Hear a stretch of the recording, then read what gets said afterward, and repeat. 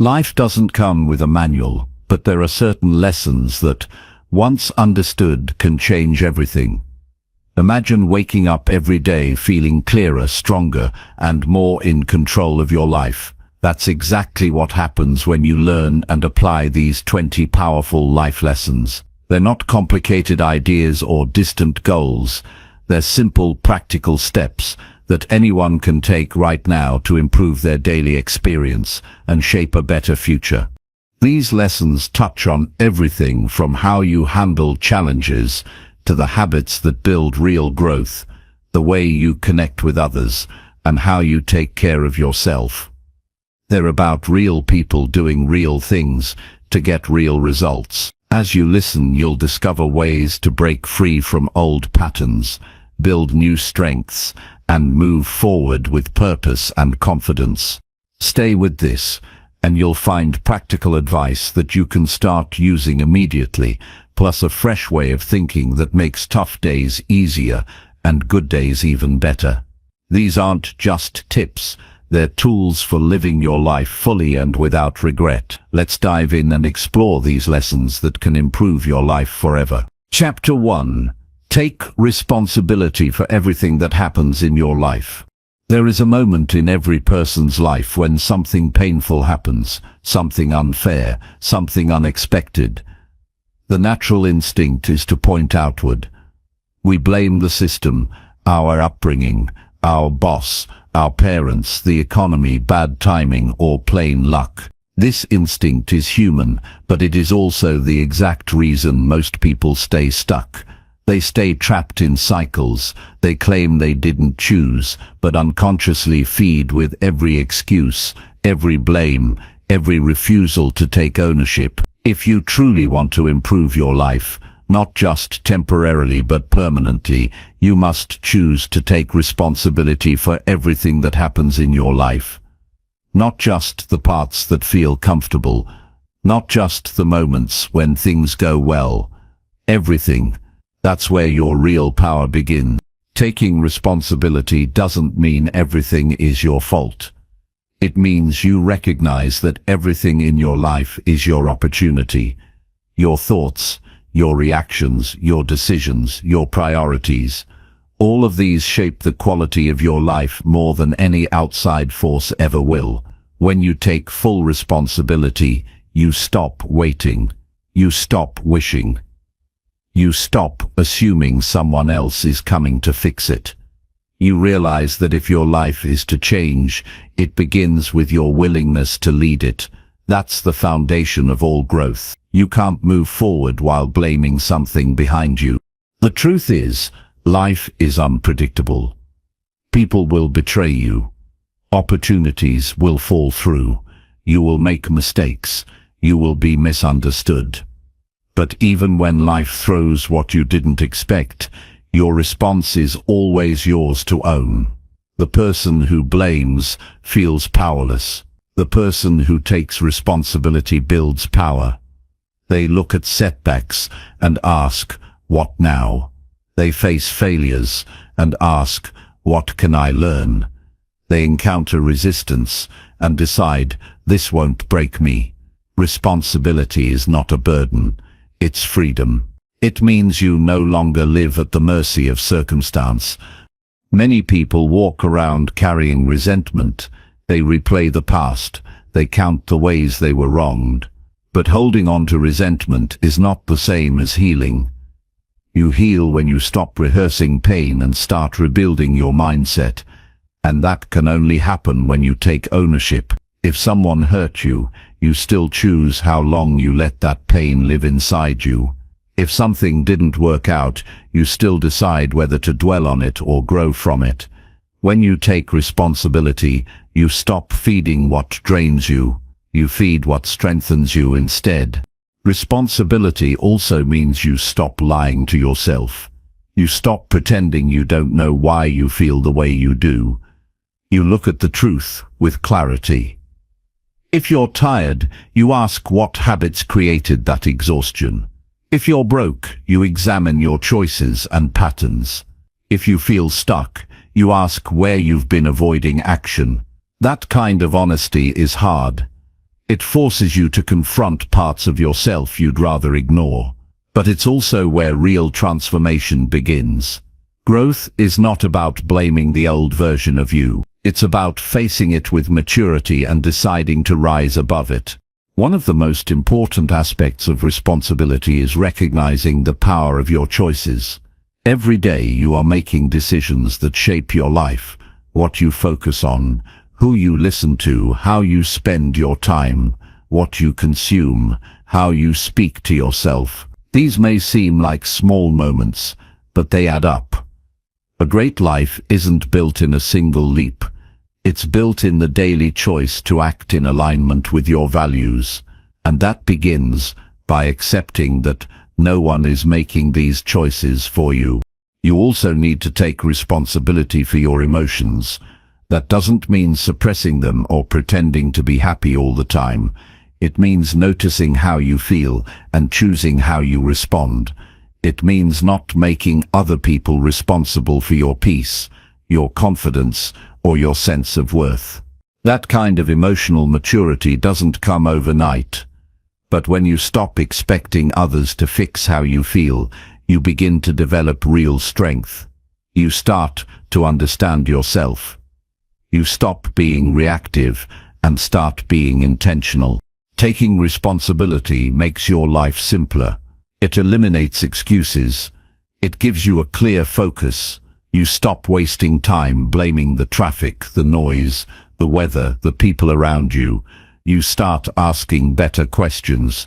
What can I do today that makes me stronger tomorrow? What part of this is in my control? What's the next step forward? That clarity makes progress possible. It turns stress into structure. You don't need to control everything. You only need to control yourself. That's enough to build something meaningful. When you avoid responsibility, life starts to feel heavy. You wait for motivation instead of creating it. You hope for success, but don't build the habits that create it. You want people to treat you differently, but you don't treat yourself with the respect you're demanding. That gap between what you want and what you practice becomes suffering. But when you take ownership, that gap closes. You align your actions with your goals. You stop being a victim of your own potential. Taking responsibility also means accepting that your life reflects what you've tolerated. If your boundaries are weak, your relationships will suffer. If your time is unmanaged, your priorities will get lost. If you keep doing what's comfortable, your future will look like your past. That's not punishment. It's feedback. It's life showing you where you need to level up, and it's your job to listen. Responsibility is about raising your standards, not for others, but for yourself. You stop asking, what can I get away with, and start asking, what would the best version of me choose right now? There's a quiet confidence that comes with responsibility. You stop chasing approval because you've already accepted yourself. You stop reacting to criticism because you're focused on improving. You stop wasting energy on drama because your time matters. You become grounded, steady, reliable, first to yourself, then to others. That kind of consistency doesn't come from talking about change. It comes from becoming someone who practices it daily, without excuses.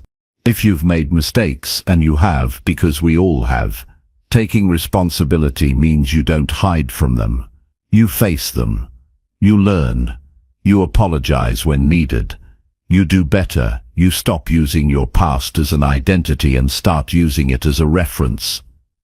Your mistakes are not who you are, but they are part of your story. And owning them gives you the power to write a better next chapter. The past doesn't change, but your relationship with it does.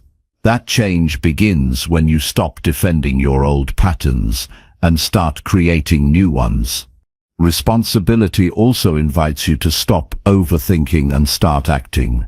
Some people spend so much time analyzing what went wrong, what could go wrong, and what others did wrong, that they forget to move forward. Overthinking is just fear disguised as intelligence. Action breaks that pattern. When you take responsibility, you don't need perfect conditions. You need courage.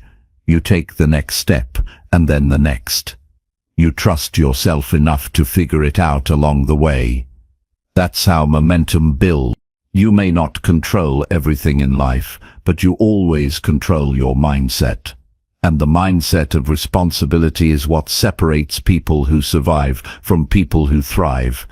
When you take ownership, you become unshakable. Life can throw what it wants, but your response stays steady. You're no longer tossed around by opinions, delays, or circumstances. You anchor yourself in action. You become your own source of strength. And that kind of self-reliance changes everything. Some people will try to guilt you into carrying their burdens. They'll expect you to fix what they refuse to take responsibility for. That's not your job. Your job is to own your path, to be clear on your values, to take responsibility for your side of the street and nothing more. Boundaries are a form of responsibility too. You are not responsible for other people's emotions. You are responsible for how you show up, how you communicate, how you live. That's enough. This way of living is not always easy, but it is always worth it. You stop outsourcing your power. You stop waiting for someone to give you permission. You begin to see that your life, your health, your peace, your growth is a direct reflection of how you lead yourself. Responsibility is not a trait you're born with. It's a skill you build. One day at a time. One decision at a time. And the more you practice it, the stronger you become. If there's one thing to remember, it's this. The moment you stop blaming, you start building. You start building trust in yourself. You start building habits that support your future. You start building a life that reflects your highest standards. Taking responsibility is not a single decision. It's a way of living. And the more you live this way, the more unshakable you become. Every time you choose responsibility, you become a leader, not in title, but in character. You lead yourself with clarity, discipline, and purpose. And over time, your life begins to reflect that inner shift. You stop chasing motivation. You become the kind of person who does what needs to be done, with or without it. You don't wait for the perfect plan. You work the plan you have, and you make it better every day. You don't depend on other people's approval. You depend on your own progress. That kind of self-respect builds real confidence. This is how real change happens, not in a sudden transformation, but in the steady decision to take ownership of your life, one choice at a time. You will make mistakes. You will have setbacks, but if you keep showing up, keep learning, and keep leading yourself with responsibility, you will build a life that no one can take from you. A life built on discipline, clarity, strength, and truth. A life that reflects who you are at your best. And once you start living this way, you'll never want to go back, because you'll know what it feels like to be in control, not of the world, but of yourself. And that is the kind of power that lasts. Chapter 2. Build a daily routine that supports your growth. Every person wants to improve their life, but most never look at how they live each day. They focus on big goals and dreams, but ignore the daily choices that shape everything. Growth does not come from what you want once. It comes from what you do consistently. That's why building a daily routine that supports your growth is one of the most powerful decisions you can make. Your routine is not just about habits, it's about who you're becoming. It reflects your priorities, your discipline, and your commitment to yourself. When your day has no structure, your mind becomes reactive. You start each morning responding to whatever pulls your attention instead of directing it. You waste time deciding what to do next. You rush through tasks without purpose. You end the day feeling scattered, not satisfied. This is how many people live, busy but not focused, active but not intentional. A solid routine changes that. It removes uncertainty, it gives your energy a direction. It helps you protect what matters most. To build a routine that fuels your growth, you first need to understand where your time is going now. Most people don't realize how much they lose to distractions, delays, and decisions that add no value. When you don't track your time, you drift through the day. You scroll, you pause, you avoid. But the more aware you become of your time, the more power you have to change it. If something doesn't move you forward, you don't need to keep doing it. That includes how you start your morning, how you end your evening, and everything in between. The first hours of your day are the most important. They set the tone for everything that follows. If you wake up late, check your phone and rush into the day, your mind stays in survival mode. You're behind before you begin. But if you start your day with intention, even 30 minutes of focused action, you create momentum. You build confidence. You begin from a place of clarity instead of chaos. That's why your morning routine matters more than motivation. When you choose structure, you don't wait for a good mood. You train your mind to move with purpose. Your routine should reflect what helps you grow. That means including things that make your body stronger, your mind sharper, and your goals clearer. You don't need a perfect schedule. You need a consistent one. Focus on a few core activities that support your progress. Read something meaningful, move your body, reflect in silence. Plan your top priorities. These simple acts create a foundation of strength. They remind you each morning that your life is shaped by how you use your time. Growth requires space. When your day is packed with noise, tasks, and urgency, there's no room to think. That's why your routine must include moments of stillness, a quiet walk, a short journaling session, time without screens. These moments are not wasted. They are where clarity is built. You need space to think clearly. You need quiet to listen to yourself. Without it, you stay caught in other people's priorities. A solid routine protects you from this. It gives you back control of your attention. There is no growth without consistency. Most people give up not because they lack ability, but because they lack patience. They try something for a few days, then stop when results don't come fast. But your routine is not about instant results. It's about steady improvement. It's about becoming the kind of person who shows up, no matter what. When you commit to your routine, you teach yourself to follow through. You stop waiting to feel ready. You act because your identity is changing. You become reliable to yourself. Building a growth-focused routine also means cutting what no longer serves you.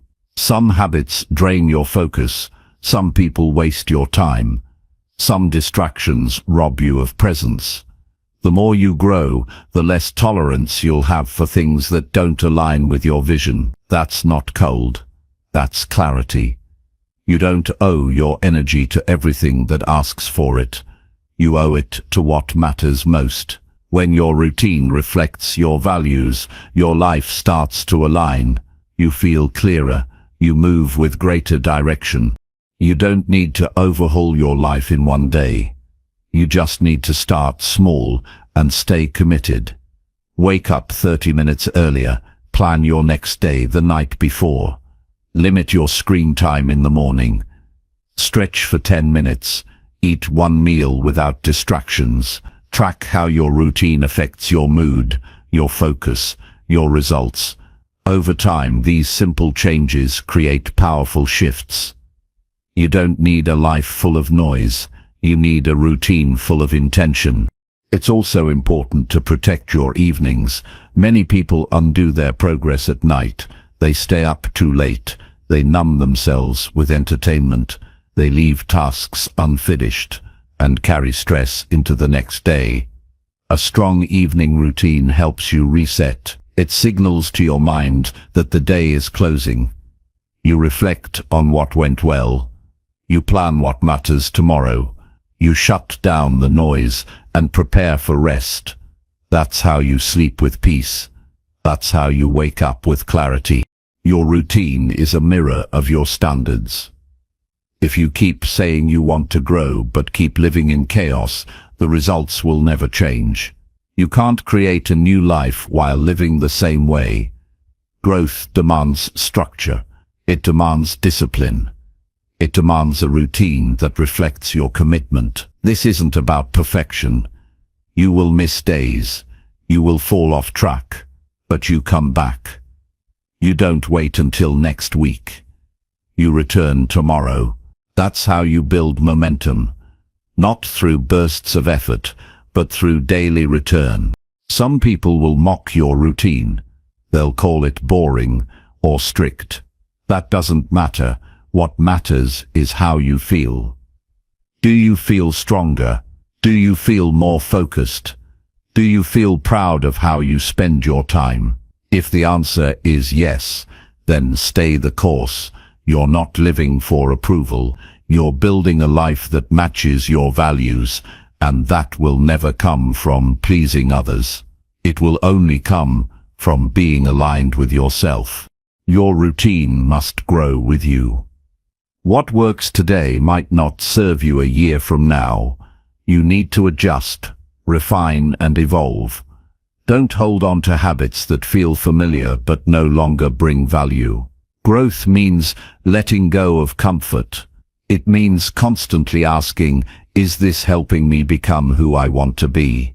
If the answer is no, change it. Don't wait. Time is not unlimited. Use it wisely. There will be days when your routine feels hard. Days when you're tired, distracted, discouraged. That's when your routine matters most. It reminds you of your goals. It grounds you in discipline. It keeps you moving when motivation is gone. Your routine becomes your anchor, not your burden. You don't have to think. You don't have to decide. You just do what you've chosen in advance. That's how you stay consistent in a chaotic world. The greatest reward of a strong routine is self-respect. You begin to trust yourself. You stop breaking promises to yourself. You stop making excuses. You start living like the person you say you want to be. That internal alignment creates confidence. Not the loud kind, the quiet kind. The kind that comes from knowing you're showing up every day. The kind that makes you calm, focused, and resilient no matter what the world throws at you.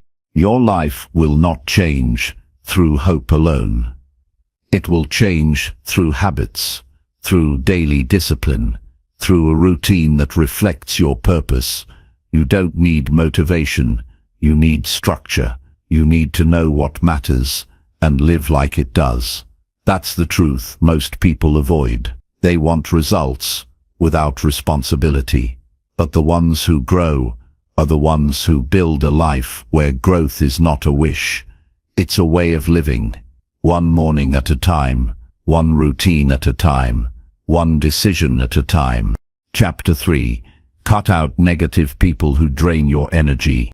There comes a point in life when growth becomes impossible if you continue to surround yourself with people who bring confusion, drama, and doubt. No matter how strong you are, if your environment is filled with negativity, it will eventually wear you down. Energy is not endless, it is limited and precious. Who you give it to decides how far you go. This is why cutting out negative people is not selfish. It's necessary.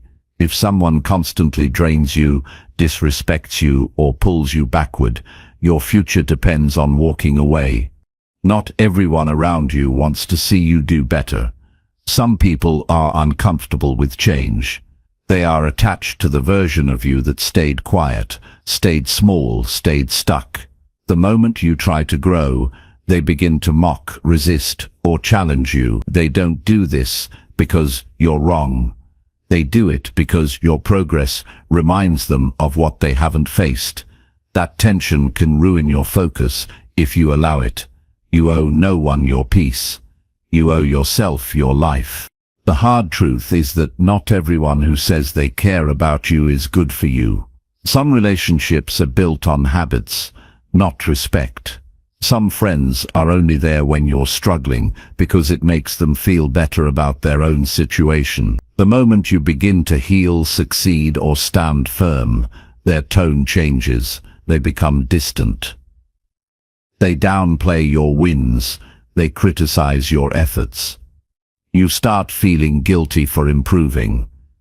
That is a red flag. No healthy connection will make you shrink to stay accepted. You need to learn how to protect your energy. That means being honest about how people affect you. If every time you speak with someone you feel anxious, drained, or frustrated, something is wrong. Pay attention to that.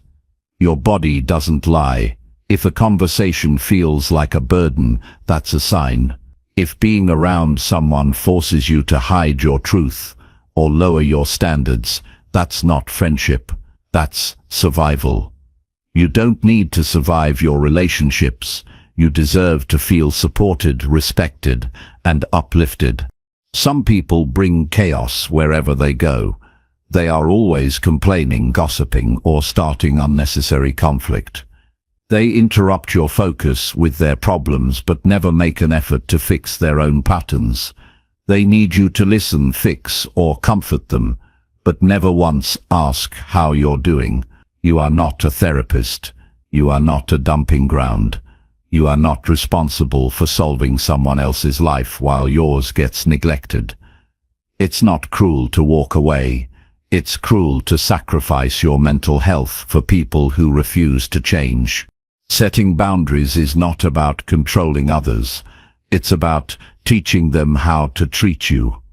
If someone gets upset because you said no, because you took space, because you chose peace over drama, that's not your problem. That's their discomfort with losing access to your energy. People who truly respect you will understand when you draw the line. People who don't will try to guilt you into lowering it. Stay firm.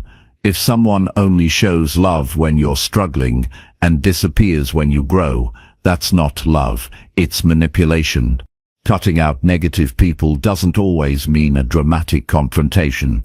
Sometimes it means creating distance, answering less, sharing less, engaging less. You don't need to announce your boundaries to the world, you just need to live them. The energy you stop feeding will eventually fade, and in that space, you create room for clarity, healing, and better connections. The absence of drama is not loneliness, it's relief, it's peace, it's freedom from cycles that kept you tired and distracted. There will be people who try to twist your decision. They'll say you've changed, that you've become cold, that you've forgotten where you came from. That's fine. You are not responsible for staying the same so others feel comfortable. Growth requires change. Peace requires choices. Strength requires standards. The people who truly want the best for you will grow with you. The rest will fall away. That's not rejection. That's alignment. You have to be clear about what kind of life you're building. If your vision is built on discipline, focus, and purpose, then your circle must reflect those values. You can't keep people close who joke about failure, ignore responsibility, or shame ambition. Their mindset will become your environment. Their doubts will become your noise. Their habits will affect your decisions. Surrounding yourself with people who push forward doesn't just inspire you, it keeps you accountable. Growth is not just what you do. It's who you allow around you. You don't owe explanations to people who don't value your peace. You don't need to defend your boundaries or justify your distance. Maturity means understanding that not all relationships are meant to last. Some were only meant to teach you how to protect your space. And once that lesson is learned, it's your job to apply it. Holding on to the wrong people out of guilt or history only delays the future you're trying to create. Let go with grace. Move on with clarity. If you want to grow, you have to be willing to make space. That means releasing conversations that go in circles, letting go of friends who only talk about other people, saying goodbye to people who keep score instead of showing love, refusing to engage with those who need you to dim your light to keep their ego comfortable. That kind of honesty will hurt in the short term, but in the long term, it will save your life. You will feel lighter. You will breathe deeper. You will become someone you respect. Removing negative people is not about anger. It's about alignment. You don't have to hate someone to stop speaking with them. You don't have to destroy the bridge. You simply stop crossing it. You protect your energy by protecting your access. Time is not endless. You cannot keep spending it on people who don't grow, don't listen, don't change. Their resistance to healing is not your responsibility. Your responsibility is to live with purpose, to build a life that reflects your values, to give your energy where it returns with peace, not chaos. When you step away from negativity, your mind gets quieter. You begin to think clearly. You stop rehearsing arguments in your head. You stop walking on eggshells. You stop over-explaining. That mental space opens the door to creativity, discipline, and progress. You begin to attract better relationships. Not because you're lucky, but because your standards created the space for them. Growth happens when you stop feeding what drains you and start nourishing what fuels you. The strongest people you'll meet are not the loudest. They're the ones who choose their peace over approval, who walk away from noise without a fight, who say no without guilt, who protect their focus even if it means being misunderstood. That kind of strength is built by facing hard truths, by admitting that some connections are no longer right, by choosing self-respect over comfort, and by remembering that you don't need many people around you, you just need the right ones. If someone makes you question your worth, belittle your goals, or constantly bring negativity into your life, that is not someone you need to keep close. You are not obligated to carry people who refuse to carry themselves. You are not a container for other people's unresolved issues. You are not a backup plan. You are not someone's emotional crutch. You are a person with a future, a purpose, and a limited amount of energy to give. Give it where it builds you. You will lose some people on your way to becoming who you're meant to be. That's part of the process. Growth creates distance. Not because you're better than anyone, but because you're choosing better for yourself. And the people who belong in your life will never make you question your worth for choosing that. They'll respect your boundaries. They'll match your effort. They'll grow beside you. Cutting out negative people is not the end. It's the beginning. It's the beginning. It's the beginning of a life with more peace, more focus, and more power. It's the beginning of choosing relationships that help you rise, not pull you down. It's the beginning of honoring your own energy and using it wisely, because when you stop giving your time to what weakens you, you begin to build a life that strengthens you every single day. Chapter 4. Choose discipline over distraction. Every single day. Every day, you face a simple but defining choice: to stay focused on what matters or to get pulled away by what doesn't. Most people think failure happens suddenly, but in truth it happens slowly, in moments when they choose comfort over effort, entertainment over progress, and excuses over action. Distraction is easy. It asks nothing of you. It offers temporary relief, short-term pleasure, and the illusion of productivity. Discipline, on the other hand, is hard. It demands presence, commitment, and sacrifice.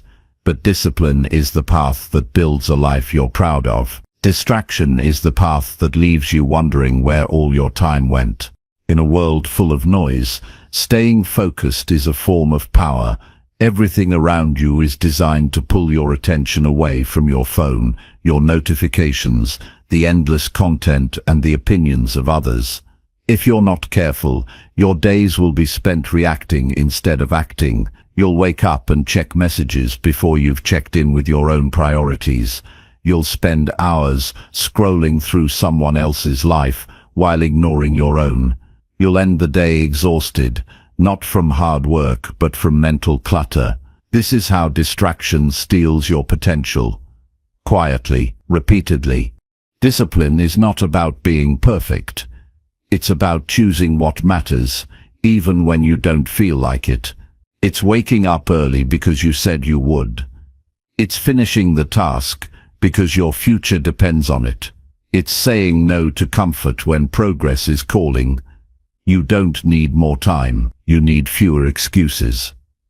Every time you say, "I'll do it later," you trade a better future for a moment of relief, and that trade, made over and over, becomes a life of regret.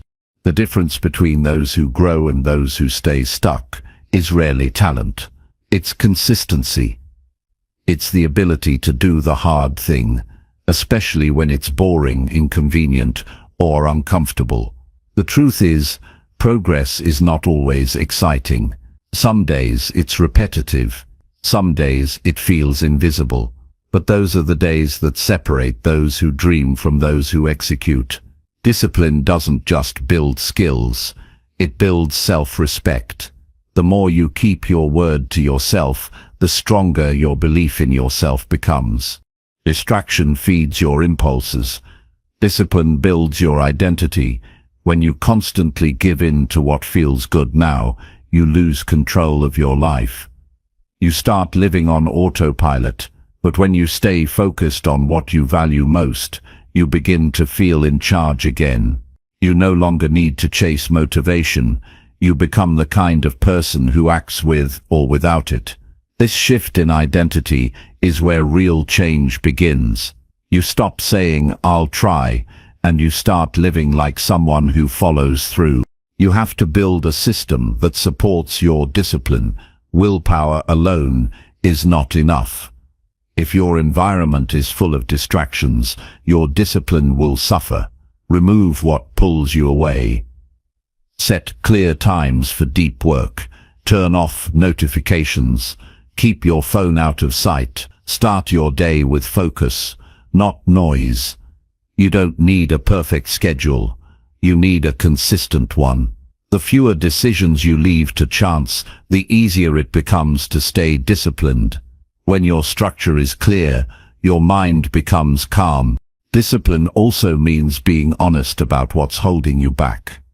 If you spend hours doing tasks that don't align with your goals, that's not work, that's avoidance. If you stay busy just to feel productive, you're avoiding what truly matters. It takes courage to admit that you're distracting yourself from the real work. But that honesty is the first step to taking control. You don't need to do more. You need to focus better. Eliminate the noise. Prioritize the important. Create before you consume. Act before you analyze. Every distraction has a cost. Time lost to mindless scrolling, unfinished tasks, and constant interruptions adds up. Those moments don't just disappear. They become days, weeks, and eventually years of unrealized potential. You can't get that time back, but you can take responsibility moving forward. Start by creating clear rules for yourself. No screens during deep work. One task at a time. Start small, finish strong. Build systems that protect your focus, not sabotage it. The results may not come overnight, but they will come. Discipline is also about what you say no to. You can't do everything. You can't be everywhere. You can't please everyone. Every yes is a trade-off. If you say yes to every invitation, every distraction, every impulse, you say no to your own progress. The people who succeed are not superhuman. They're just clear on what they're building, and they protect it ruthlessly. That clarity gives them strength. They are not driven by how they feel. They are driven by what they value. To choose discipline over distraction is to live with intention. It means you're no longer waiting for the perfect time. You use the time you have. You stop blaming circumstances. You take control of your reactions. You do the work whether it's exciting or not. That's how you build momentum, not by doing more, by doing what matters consistently. Each day you choose discipline. You build a life that gets closer to the one you deserve. You must also learn how to manage your energy. Discipline is not about burning out. It's about working with rhythm. Know when you're most focused and schedule your hardest work then. Take real breaks, not ones filled with distractions. Rest is not a waste. It's fuel, but rest is not the same as escaping. Scrolling endlessly, numbing out and zoning out are not rest. They're delays. Real rest is intentional. Real rest prepares you to return stronger. Discipline includes rest, because growth requires recovery. There will be moments when you slip, when distraction wins. That doesn't mean you failed. It means you're human. What matters most is how quickly you return. One off day does not erase your progress, but ignoring your patterns will track what pulls you away. Study yourself, learn your triggers, then build guardrails. Discipline is not about being harsh. It's about being aware. It's about noticing when you're drifting and correcting your course. The sooner you return, the faster you rise. You have to want progress more than you want comfort. That is what separates those who evolve from those who remain the same. There will always be something easier to do, something more entertaining, something that requires less effort. But the people who create real change in their lives are the ones who choose to sit down and do the work anyway. Not because it's fun, but because it matters. They are not waiting for ideal conditions. They are creating them, one disciplined action at a time. Every goal, every transformation, every breakthrough is the result of daily choices. Not big declarations, not random motivation, just small, repeated, disciplined action. That's the truth most people ignore. They look for secrets, shortcuts, or new strategies. But the answer is always the same. Focus on what matters. Cut out what doesn't. Repeat it every single day. Over time, that repetition becomes identity. That identity creates results, and those results change everything. You don't need to be extreme. You need to be consistent. A focused hour every day builds more than a scattered week. A single task done well outperforms 10 unfinished ones. Start small. Be patient. Build slowly. And when distractions try to pull you off track, remember why you started. That purpose is stronger than any impulse. Let it guide you. You are not here to waste time. You are not here to scroll through life while your goals sit on hold. You are here to build, to grow, to lead yourself forward. That requires discipline, not for a day, not for a week, but for a lifetime. Not because it's easy, but because it's worth it. Every day you choose discipline over distraction. You take one more step toward the life you were meant to live. Keep stepping, keep showing up, keep choosing what matters. That is how you win. Chapter 5. Speak honestly, even when the truth is hard. There are few things more powerful than telling the truth. Not the version that makes you look good, not the one that keeps others comfortable, but the real truth. The kind that feels uncomfortable, heavy, and sometimes even risky. Speaking honestly, especially when it's hard, is one of the clearest signs of personal strength. It shows that you value clarity over comfort, integrity over approval, and growth over ease. Most people avoid hard conversations because they fear what might happen, but avoiding the truth never protects you. It only delays what's necessary, and over time that silence builds confusion, resentment, and distance, both within yourself and between you and others. When you withhold what you really think, you lose alignment with your own values. You begin to filter yourself, adjust your words, and water down your beliefs just to avoid tension. But that tension doesn't disappear. It hides inside you. It affects how you speak, how you act, and how you feel. You start carrying the weight of unspoken words, and that weight grows heavier each day.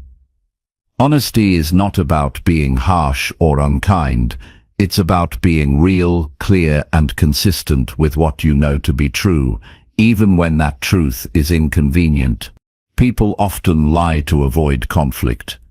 They tell partial truths, or stay silent to keep the peace. But peace built on dishonesty is not real peace. It's a performance, and over time, that performance breaks you. You begin to doubt yourself. You feel anxious in conversations. You second-guess every word. You wonder if people truly know you, or just the version of you that's easier to accept. Speaking honestly may shake things at first, but it creates a foundation you can stand on. It gives you the strength of being seen, heard, and understood as you really are. Telling the truth also helps you grow. When you speak honestly, you're forced to confront your own thinking.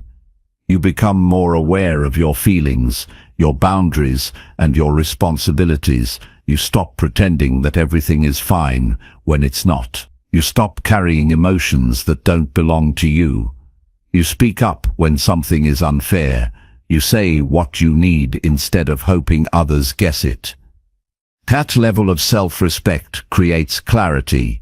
It allows you to stop settling for what feels safe and start building what feels right.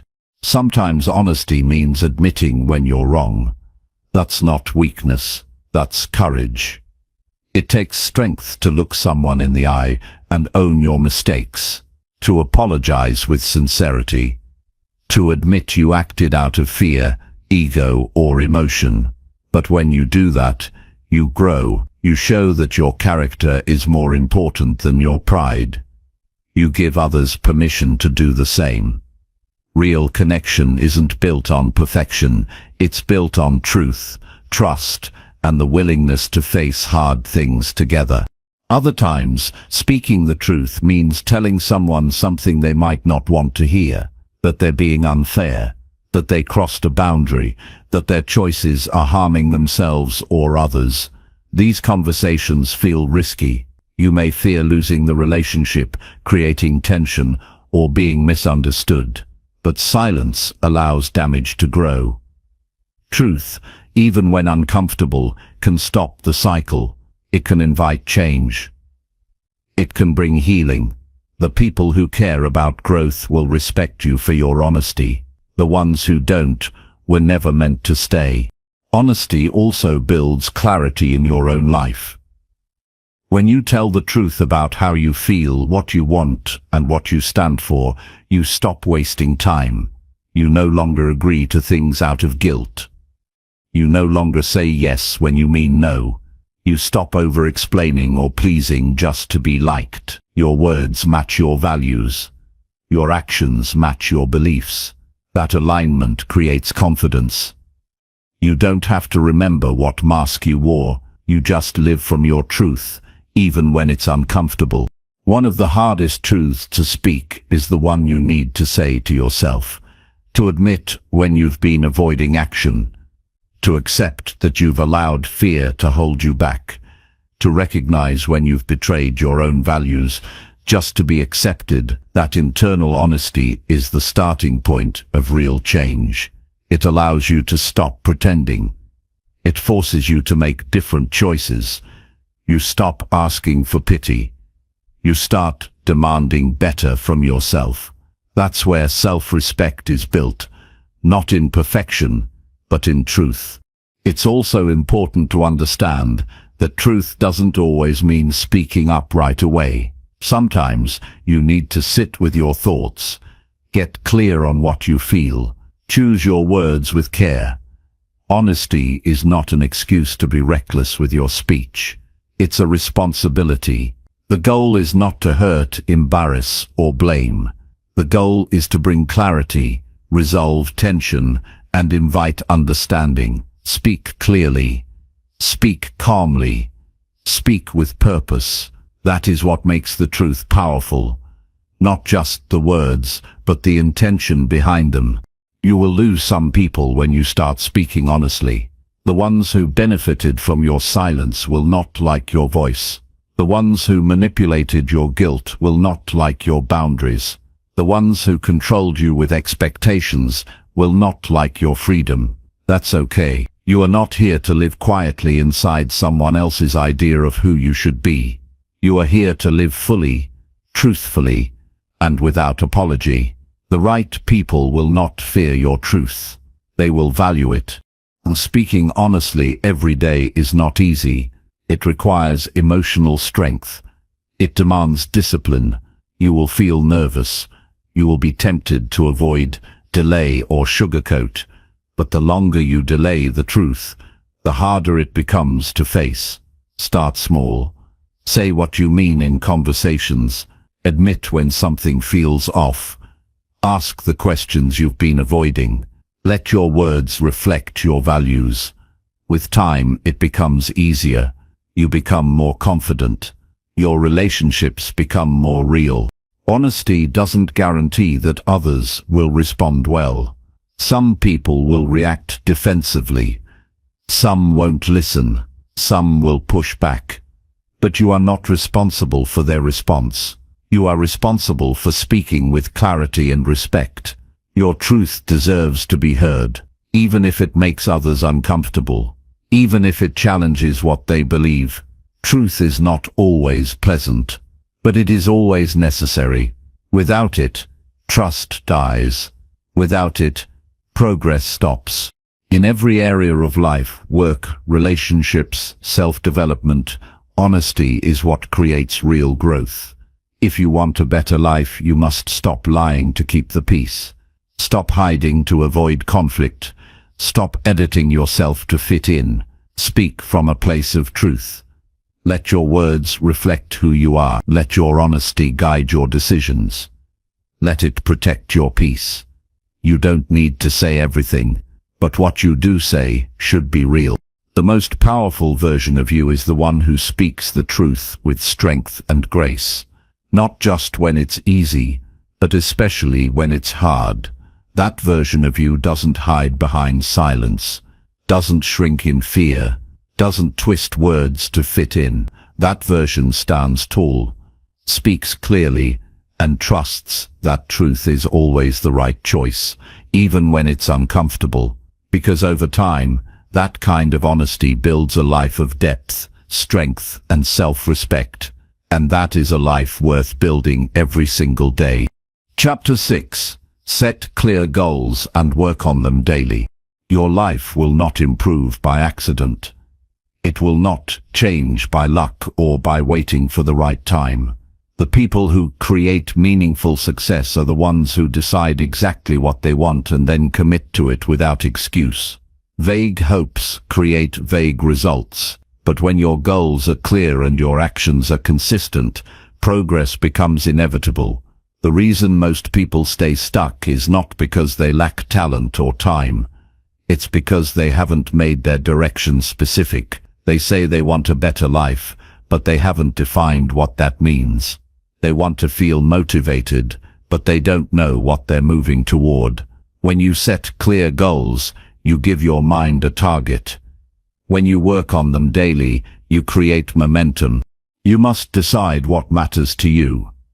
Not what others expect.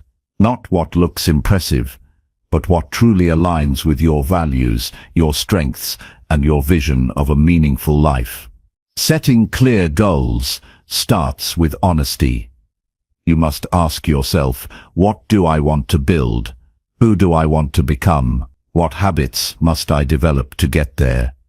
If the answer is not precise, then you are not yet committed. Without clarity, you will chase distractions and waste years repeating the same habits. Clear goals bring purpose. They eliminate confusion. They give you a reason to say no to what doesn't align. A real goal is not a fantasy. It is a decision. It is not about what you wish you could do. It is about what you are willing to prioritize. A clear goal includes a timeline, a process, and a daily commitment. Saying, "I want to be successful," means nothing until you define what success looks like for you. Is it mastering a skill, building a business, improving your health, saving a specific amount of money, completing a long project? Until your goal is detailed and written down, it remains an idea, not a mission, and ideas without structure fade. When you wake up with no goal, the world decides how you spend your time. You answer messages all day. You chase urgent problems. You move from one task to the next without a sense of purpose.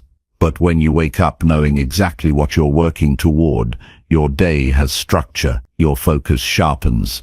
You stop being busy and start being effective. Clear goals protect your energy. They tell you what matters and what doesn't. They help you filter your choices. Working on your goals daily doesn't mean doing everything at once. It means doing something that brings you closer every single day. Progress is built through small, focused steps.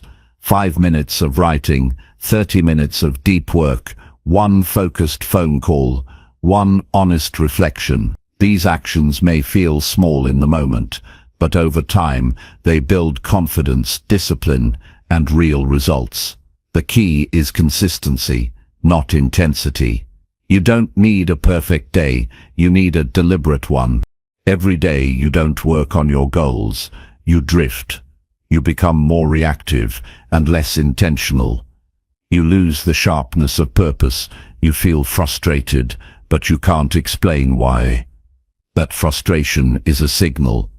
It's your inner voice reminding you that you're not honoring your potential. And the only way to fix it is through action. You don't need to wait for motivation. You need to act even when motivation is low. That's how discipline is built. And discipline builds freedom. When your goals are clear, distractions become obvious. You start to notice which habits waste your time. You recognize which people drain your focus. You stop entertaining tasks that keep you busy but not productive. Clear goals create boundaries. They make you more aware of your choices, and awareness leads to control. You no longer guess what to do. You follow the plan you created. That self-leadership becomes your strength. It's also important to track your progress. What you measure, you improve. Write down what you did each day.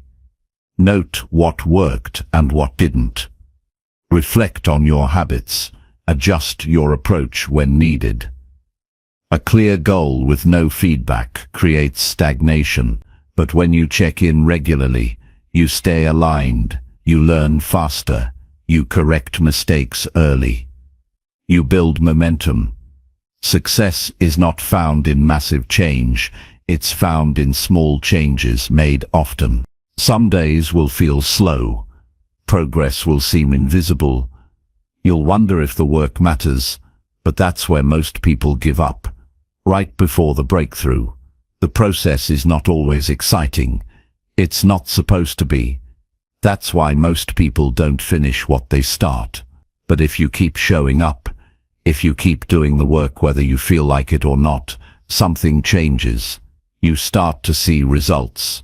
You start to feel proud, not just of what you've built, but of who you've become. Your goals are not just tasks to complete. They are commitments to yourself. They are promises to your future. When you ignore them, you weaken your trust in yourself. You begin to doubt your own ability to follow through. But when you act daily, even in small ways, you strengthen that trust. You become someone who does what they say. That integrity builds quiet confidence. You stop needing approval. You stop chasing shortcuts. You know your progress is real. You must also be flexible. Goals evolve. Life changes. What mattered to you 6 months ago may not matter now. That's not failure. That's growth. Adjust your goals as your understanding deepens. But don't abandon them just because it gets hard. Difficulty is part of the journey. Resistance means you're moving forward. Use it. Let it sharpen your focus. Don't share every goal with people who don't share your vision. Not everyone needs to understand what you're building. Some people won't support you. Some will doubt you. Some will mock your effort. That doesn't matter. You are not doing this for approval. You are doing it because you know what kind of life you want, and that life is built by action, not opinions. You don't need perfect conditions. You need clarity and commitment. You don't need to feel ready. You need to begin. Every great outcome started with a simple decision. I will do this. Not tomorrow. Not next month. Now, start where you are. Use what you have.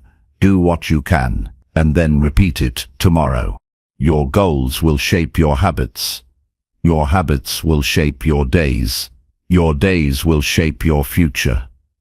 If you want a better life, you must become someone who works toward it, deliberately and consistently. That work is not glamorous.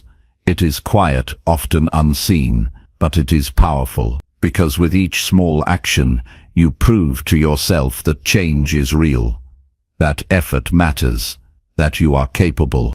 Set a goal that excites you. Break it into steps. Schedule your actions. Track your effort. Remove what distracts you. Adjust when needed. And most importantly, show up daily, not because it's easy, but because your future deserves your full attention. Because your life is your responsibility. Because your dreams are waiting to be built, not wished for, not talked about, but built one step at a time. That is how progress happens. That is how goals are reached. That is how lives are changed. Chapter 7. Learn to say no without feeling any guilt. One of the most important skills you can ever learn is the ability to say no. Not with anger, not with fear, but with calm, clear, unapologetic strength. The inability to say no is one of the main reasons people feel overwhelmed, exhausted, and disconnected from themselves. They agree to things they don't want to do. They accept invitations they don't enjoy. They say yes when every part of them is screaming no. And they do it not because they care, but because they fear being judged, rejected, or seen as selfish. That fear leads to guilt. But guilt is not proof that you've done something wrong. Often it's a sign that you're finally starting to put yourself first in a world that taught you to please everyone else.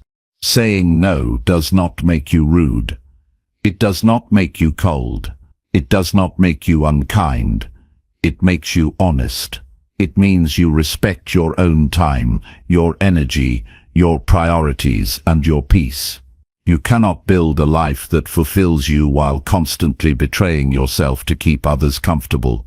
Every yes that goes against your values is a small act of self-abandonment. And those small moments add up until you no longer recognize your own voice beneath the noise of everyone else's demands. You have the right to protect your boundaries. You have the right to pause before answering. You have the right to say, "That doesn't work for me," without offering a lengthy explanation. The truth is, most people aren't upset because you said no. They're upset because you stopped making their comfort more important than your well-being. If someone only supports you when you agree with them, that's not support, that's control. And you are not here to be controlled. You are here to live in alignment with what matters most to you. Learning to say no is about reclaiming your time. It's about realizing that every time you say yes to something unimportant, you are saying no to something essential. You're saying no to rest, no to reflection, no to your goals, no to the time and space that help you grow. Time is not something you can recover once it's gone. The hours you spend doing things out of guilt are hours you will never get back. And if you continue down that path, you'll find yourself resentful, not because others asked, but because you never learned how to say no. Saying no is also about honesty. It means being truthful about your capacity, your interests, and your priorities. If something doesn't align with your values or drains your energy, you owe it to yourself to decline. Not harshly, but firmly. You do not need to be available to everyone. You do not need to be liked by everyone. You do not need to explain your every decision. You simply need to trust that your needs are valid and that honoring them is not a betrayal of others. It's a commitment to yourself. It takes time to build this kind of strength. At first, you might feel guilt after saying no. You might worry about how you're being perceived. You might feel the urge to over-explain or make up excuses. That's natural, but with practice, you begin to realize that the world doesn't fall apart when you say no. People adjust, they move on, and the ones who truly respect you will still be there. The guilt fades, and in its place comes something stronger: clarity, peace, and self-trust. You cannot grow if you are constantly stuck in the habit of saying yes to everything. You cannot focus if your schedule is filled with obligations you accepted out of guilt. You cannot evolve if you continue to give away your time to people or projects that do not align with who you are becoming. You must get comfortable with discomfort. You must understand that disappointing others is sometimes necessary if you want to stay true to yourself. And that's not selfish, that's responsible. Start with the small moments. When someone asks for your time and you're already overwhelmed, pause before replying. If your body tenses, that's a signal. If your mind hesitates, that's information. You do not need to say yes on the spot. You can say, "Let me check and get back to you." You can say, "That won't work for me right now." You can say no with kindness, but also with conviction. The more you practice, the more natural it becomes. People will have their own reactions. Some will be disappointed. Some may question your motives. Some may try to convince you to change your mind. That's okay. Their reaction is not your responsibility. Your responsibility is to make decisions based on your truth. Not everyone will understand your boundaries. Not everyone needs to. You are not here to meet every expectation placed on you. You are here to live with integrity, and sometimes that means refusing what doesn't serve you. You must also remind yourself that your worth is not based on how much you do for others. You are not more valuable because you overextend yourself. You are not more lovable because you say yes to everything. Your value is already complete. You do not need to prove it through exhaustion. The people who truly love you will want you to take care of yourself. They will respect your time. They will appreciate your honesty. And they will understand that a healthy relationship includes room for boundaries. There is also a deep strength in being able to say no without anger. When you can decline something calmly, without guilt or hostility, you show that you are in control of your decisions. You are not reacting, you are choosing, and that power builds confidence. You begin to walk through life with more certainty. You stop waiting for permission to protect your peace. You stop apologizing for taking care of your needs. You stop minimizing your voice. This strength affects every area of your life. At work, you stop taking on extra tasks that hurt your focus. In relationships, you stop tolerating disrespect or emotional manipulation. In your personal life, you make room for rest, reflection, and joy. You no longer live in reaction to others. You live from intention. And that shift changes everything. You start showing up with more energy, more presence, and more purpose, not because you're doing more, but because you're doing what truly matters. The freedom that comes from saying no is quiet but powerful. It's the freedom to design your own schedule, the freedom to protect your mental space, the freedom to say yes to things that genuinely matter, and that freedom begins with one decision: to stop apologizing for your boundaries and to start honoring them. There is no need to defend your no. There is no need to wrap it in guilt. You are not rejecting people, you are protecting your priorities, and you can do that with love, with calm, and with clarity. The more you do it, the more you realize that saying no is not about shutting people out. It's about letting the right things in. It's about giving your energy to what builds you, not what drains you. And it's about finally giving yourself the permission to live fully, freely, and without guilt. Chapter 8. Fix your sleep and wake up with purpose. The way you sleep affects everything in your life. Your thoughts, your mood, your energy, your decisions, they all rise or fall depending on how well you rest. Yet, most people treat sleep like an afterthought. They stay up late doing things that don't matter and wake up tired, dragging themselves into a day that feels like a burden. They don't see sleep as a tool for building a better life. They treat it like a break from life, not part of it. But sleep is not just rest. It's recovery. It's a reset button. It's a chance for your body and mind to rebuild so you can return stronger. Without good sleep, no plan will stick, no habit will last, and no goal will feel within reach. The world constantly pulls you to stay up longer, keep scrolling, keep working, or keep consuming. You convince yourself that another hour won't hurt. But it always catches up with you. The lack of sleep weakens your ability to focus, drains your willpower, and blurs your thinking. You can't show up fully in your life when your body is running on empty. You may push through for a while, but eventually the exhaustion shows in your decisions, your relationships, and your mindset. That's why fixing your sleep is not just a health habit, it's a commitment to yourself. Waking up with purpose begins the night before. Your morning starts when you decide to shut down, unplug, and give yourself the rest you deserve. A chaotic night leads to a slow, reactive morning. But when you create a consistent sleep routine, everything shifts. You don't have to rely on luck or motivation. You simply rise with clarity, because your body is prepared and your mind is calm. Sleep restores your mental sharpness, stabilizes your emotions, and strengthens your discipline. When you are well rested, your goals stop feeling like pressure and start feeling like a choice.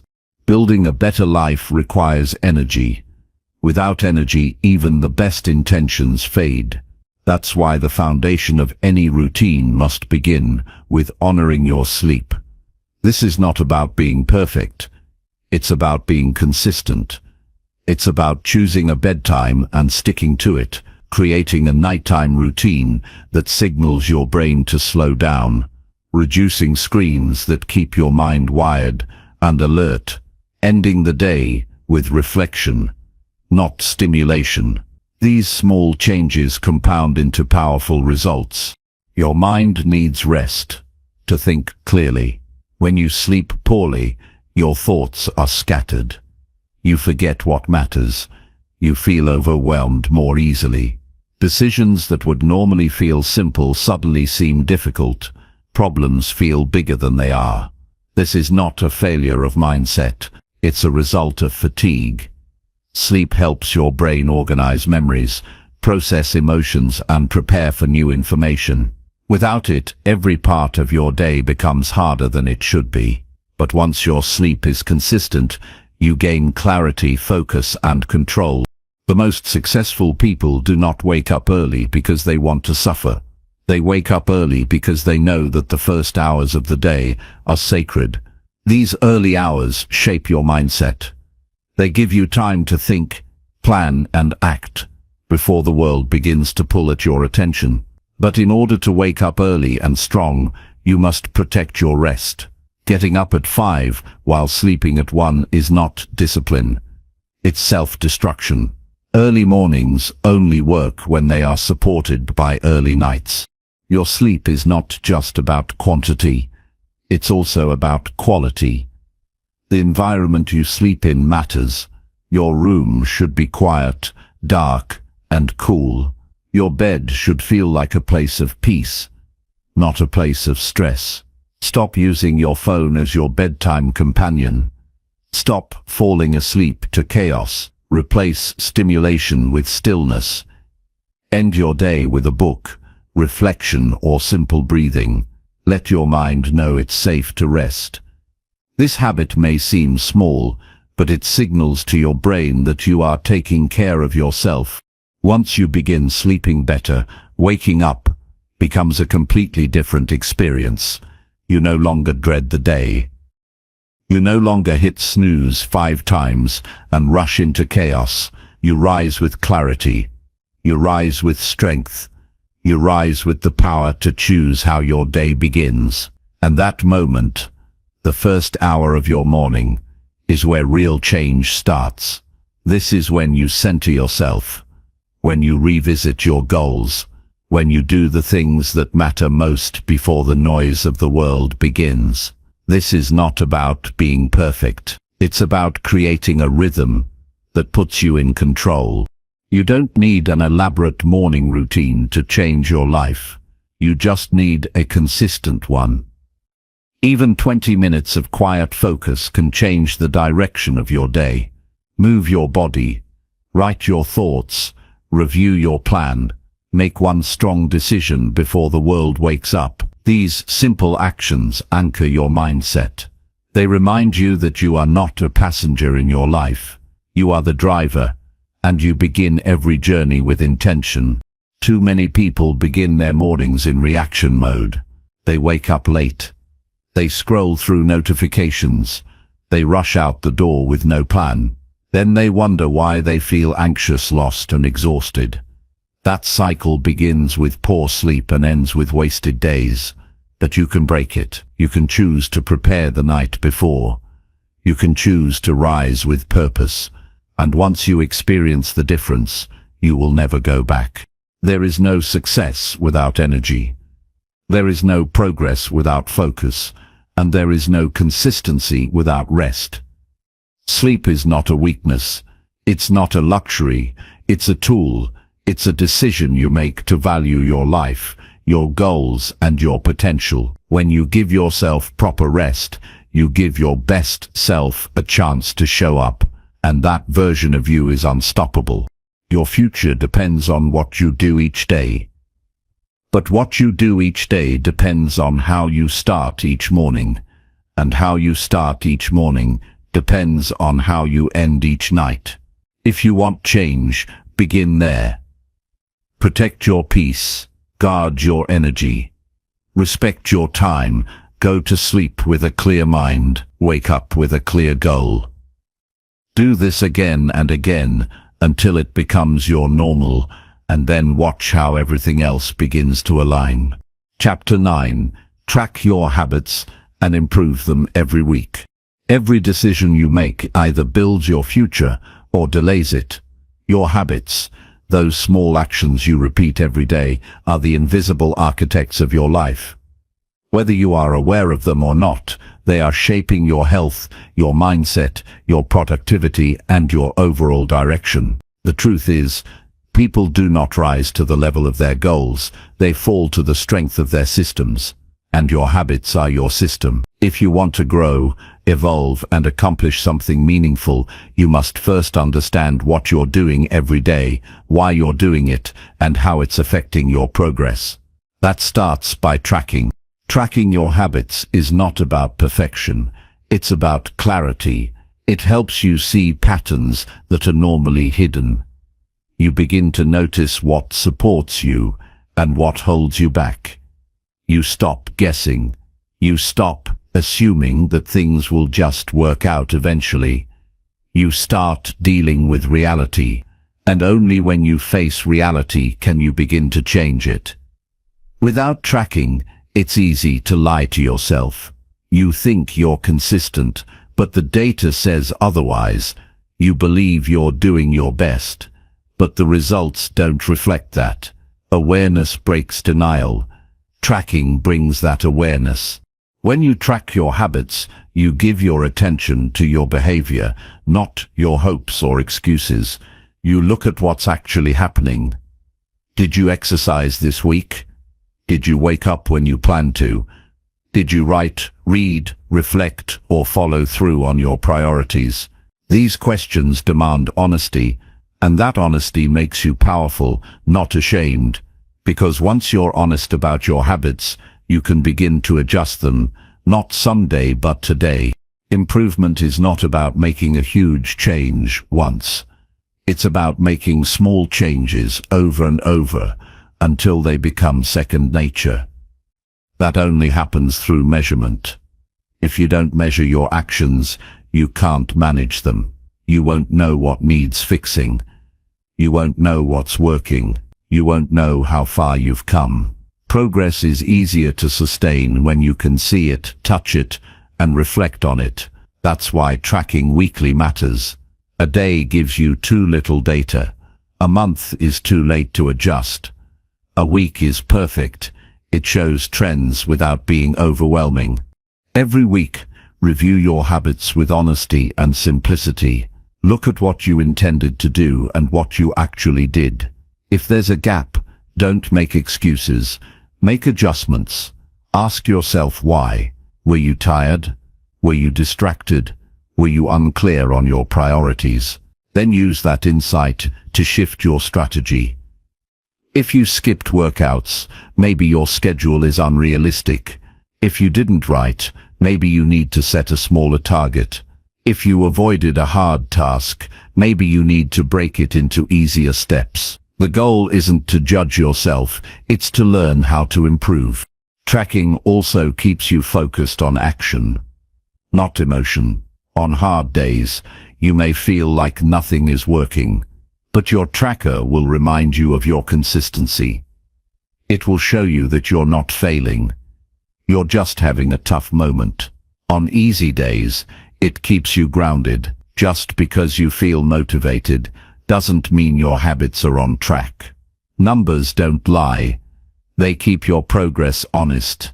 And honesty is what drives real growth. You don't need a complex system. A notebook, an app, or even a simple chart will do.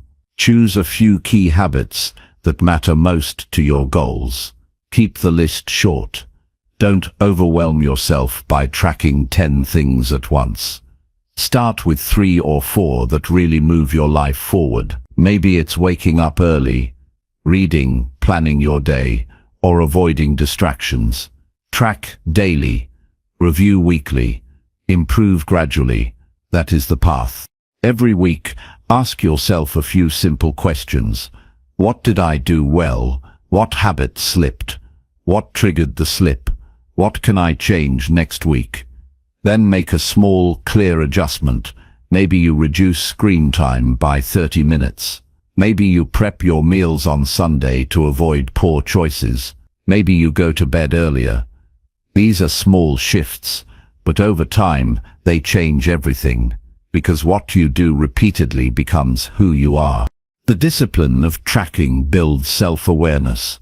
You start noticing how your environment affects your actions. You see how one poor decision leads to another. You discover which time of day you're most productive. You find out what helps you stay focused. This insight gives you leverage. It helps you remove friction. It helps you build habits that stick. Not through willpower, but through design. You stop trying harder and start setting up systems that make doing the right thing easier. As you continue this process, you will see trends. Maybe you're consistent for 4 days, but lose momentum on weekends. Maybe your energy drops in the afternoon. Maybe certain people or situations derail your focus. Tracking reveals these truths, and these truths help you prepare. You no longer hope you'll stay consistent. You plan for it. You create strategies. You build routines around your real life, not an ideal one.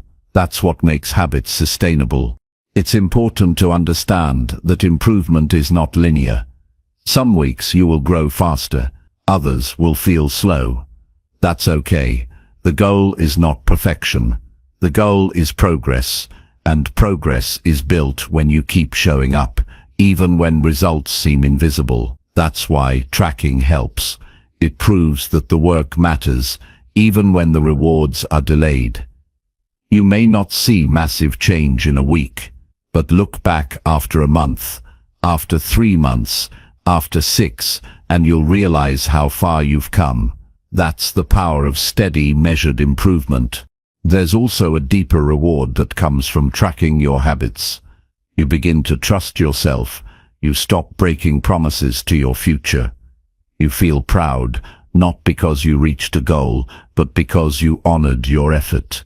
That pride builds confidence, and confidence makes future habits easier to stick with. You stop needing outside validation. You have proof, real, visible, personal proof that you are growing. This level of discipline will affect every part of your life. Your work becomes more focused. Your mind becomes clearer. Your relationships become healthier. Why? Because you are no longer living on autopilot. You are living with intention. You are acting on what matters. You are building habits that support the life you actually want, and you are doing it with awareness, clarity, and responsibility. You will never regret tracking your habits. You will only regret the time you spent drifting, unaware of what was holding you back. Awareness is the first step. Discipline is the second. Consistency is the third. When you combine all three, change becomes a natural outcome, not something you hope for, something you create, week by week, day by day, decision by decision. This is not just about building better habits. It's about becoming a stronger, clearer version of yourself, one step at a time. Chapter 10. Control your reactions instead of blaming the world. Life will never give you full control over what happens, but it will always give you control over how you respond. The world is unpredictable. People will disappoint you. Plans will fall apart. Obstacles will show up without warning, but none of that can define your life unless you let it. Most people spend their energy blaming the world for how they feel, reacting to every inconvenience, and waiting for things outside of themselves to change before they decide to be calm or take action. But real strength is built when you take full ownership of your reactions. You don't control the traffic, but you control your patience. You don't control someone's attitude, but you control how you engage with them. You don't control the past, but you control the story you continue to tell yourself about it. This kind of self-control is not about suppressing emotions. It's about choosing not to let emotions dictate your behavior. Every time something upsets you, there is a small gap between the trigger and your reaction. In that gap lies the most powerful choice you can ever make. You can lash out, complain, or withdraw, or you can pause, breathe, observe, and respond with intention. That pause is not weakness. That pause is self-respect. It's what separates people who are always in conflict from those who move through life with clarity. The more you blame the world, the more powerless you feel. But when you begin to own your response, you realize how much influence you actually have over your experience of life. Blaming removes responsibility. It's easier to say, "I'm like this because of them," or I failed because of that situation. It takes the pressure off you, but it also takes the power away from you. You hand over control of your life to things you can't change. And the more you do that, the more stuck you feel. Growth doesn't happen in blame. It happens in ownership. It begins the moment you decide to stop pointing outward and start looking inward. Not because you're at fault for everything, but because you are responsible for how you carry it forward. People will treat you unfairly. That's reality. But how you respond shapes whether that moment breaks you or builds you. When you react impulsively, you often create more damage than the original problem. You say things you regret. You act out of anger. You shut down and isolate. But when you respond from a grounded place, you stay in control of the moment. You don't let temporary emotions create long-term consequences. You stay rooted in your values rather than pulled by your emotions. Emotional discipline is not about being robotic. It's about being deliberate. It's the ability to feel fully without being ruled by what you feel. It means recognizing when you're triggered and choosing not to add fuel to the fire. You don't deny the feeling, but you direct it. You use it to understand yourself better. You ask, why am I reacting this way, instead of immediately acting on it? That question alone can stop you from making the wrong move. It creates space between emotion and reaction, and in that space is wisdom. It's easy to believe that your environment determines your peace, but peace is not found in perfect conditions. It's found in how you manage yourself under pressure. Some people have everything but still live in conflict because they haven't learned to regulate themselves. Others have little, but they carry peace within them because they refuse to let outer chaos define their inner state. That kind of peace comes from the decision to stay calm when it would be easier to blame, from the discipline to respond with reason when your emotions want to explode. That's not something you're born with, that's something you train every day. You train it by catching yourself in moments of stress. When someone cuts you off in traffic, when a colleague speaks to you disrespectfully, when a plan falls apart, these are your training grounds. Instead of reacting blindly, notice what's happening in your body. Your heart races, your muscles tense, your thoughts speed up. Don't resist it, just observe. Then choose your response. It may be silence. It may be a calm conversation. It may be walking away.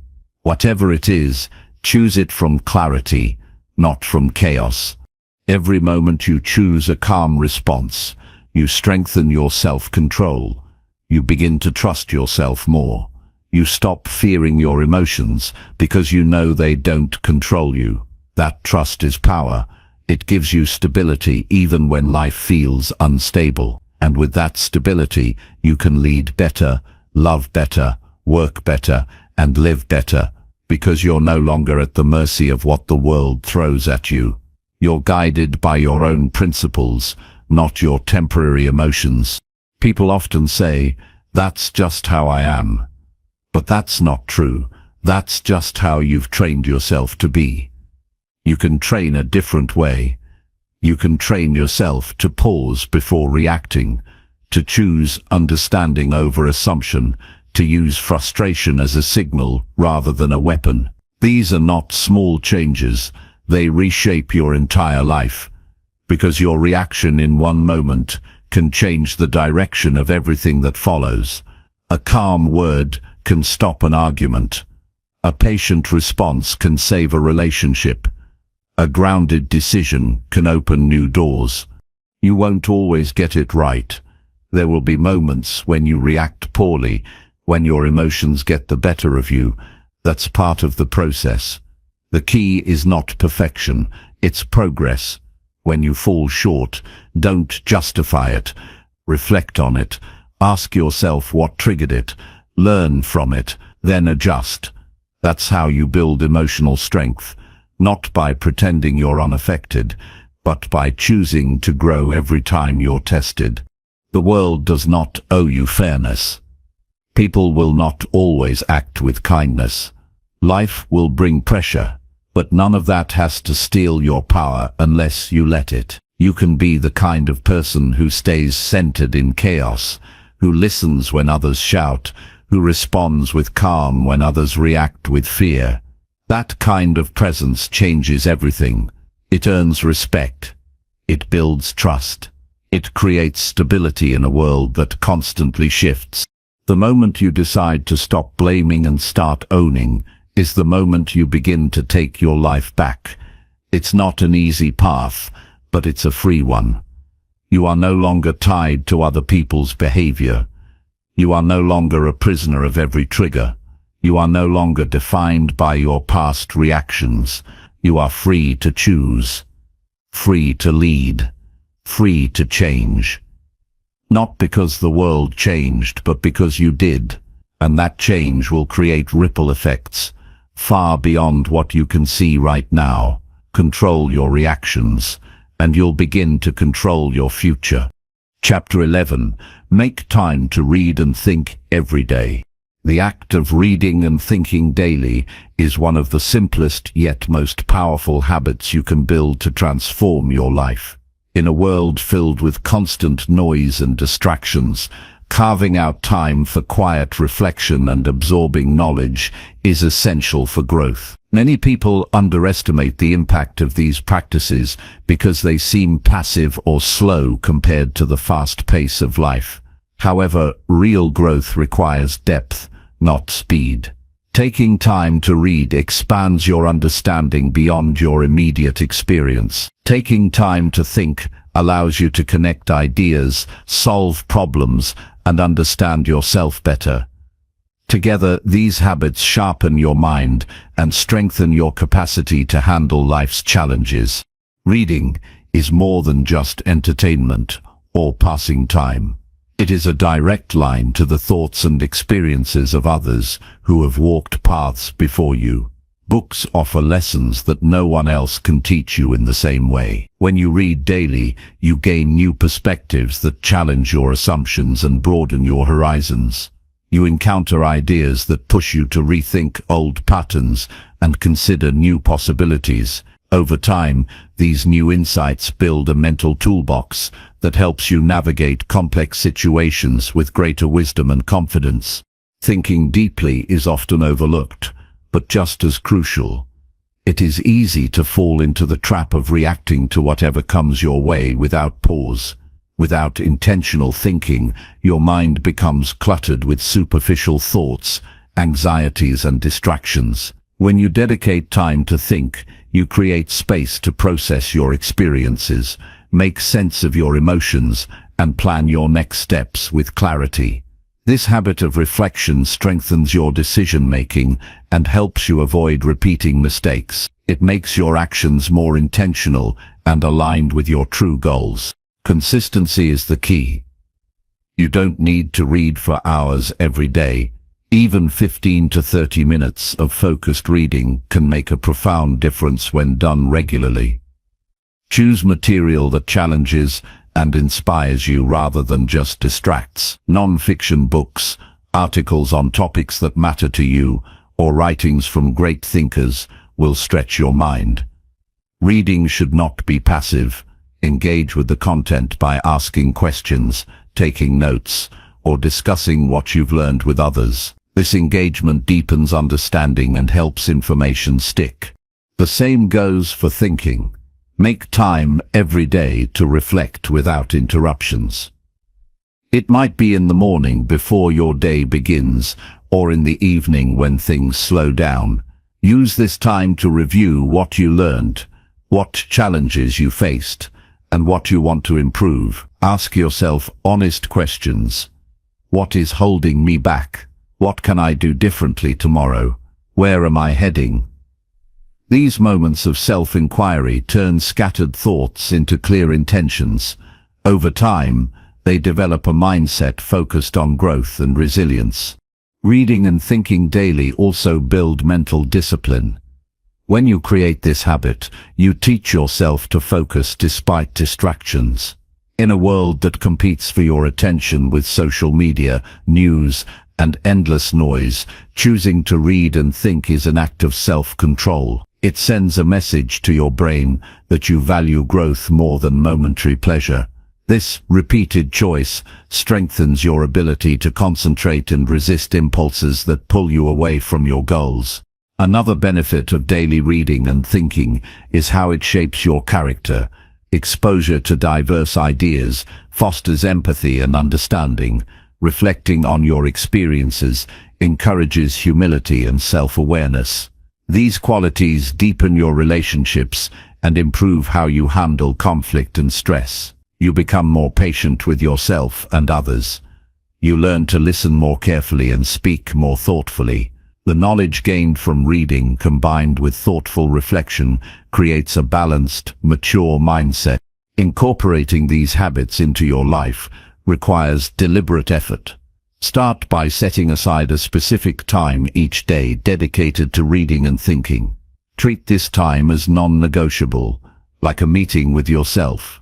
Minimize distractions by turning off your phone or finding a quiet space. Choose materials that genuinely interest and challenge you, so that reading feels like a rewarding experience. Keep a journal to capture your reflections, questions, and insights. Writing deepens your thinking and creates a record of your growth journey. Some days will be harder than others. You may feel tired or distracted, but it's important to show up anyway. Even a few minutes count. Over time, these small actions create momentum that carries you forward. You will find that your thoughts become clearer, your decisions more confident, and your understanding deeper. Your ability to solve problems and face challenges will strengthen. This daily investment in your mind pays off in every area of your life. Reading and thinking are also powerful antidotes to overwhelm. When life feels chaotic, stepping back to absorb new ideas and reflect helps you regain perspective. It reminds you that you are more than your immediate problems. It reconnects you with your long-term vision and values. This clarity reduces anxiety and stress because you see your situation in a broader context. You recognize opportunities you may have missed and gain the courage to take meaningful action. Finally, this habit teaches patience. Growth is not instant. Knowledge and wisdom accumulate over time like compound interest.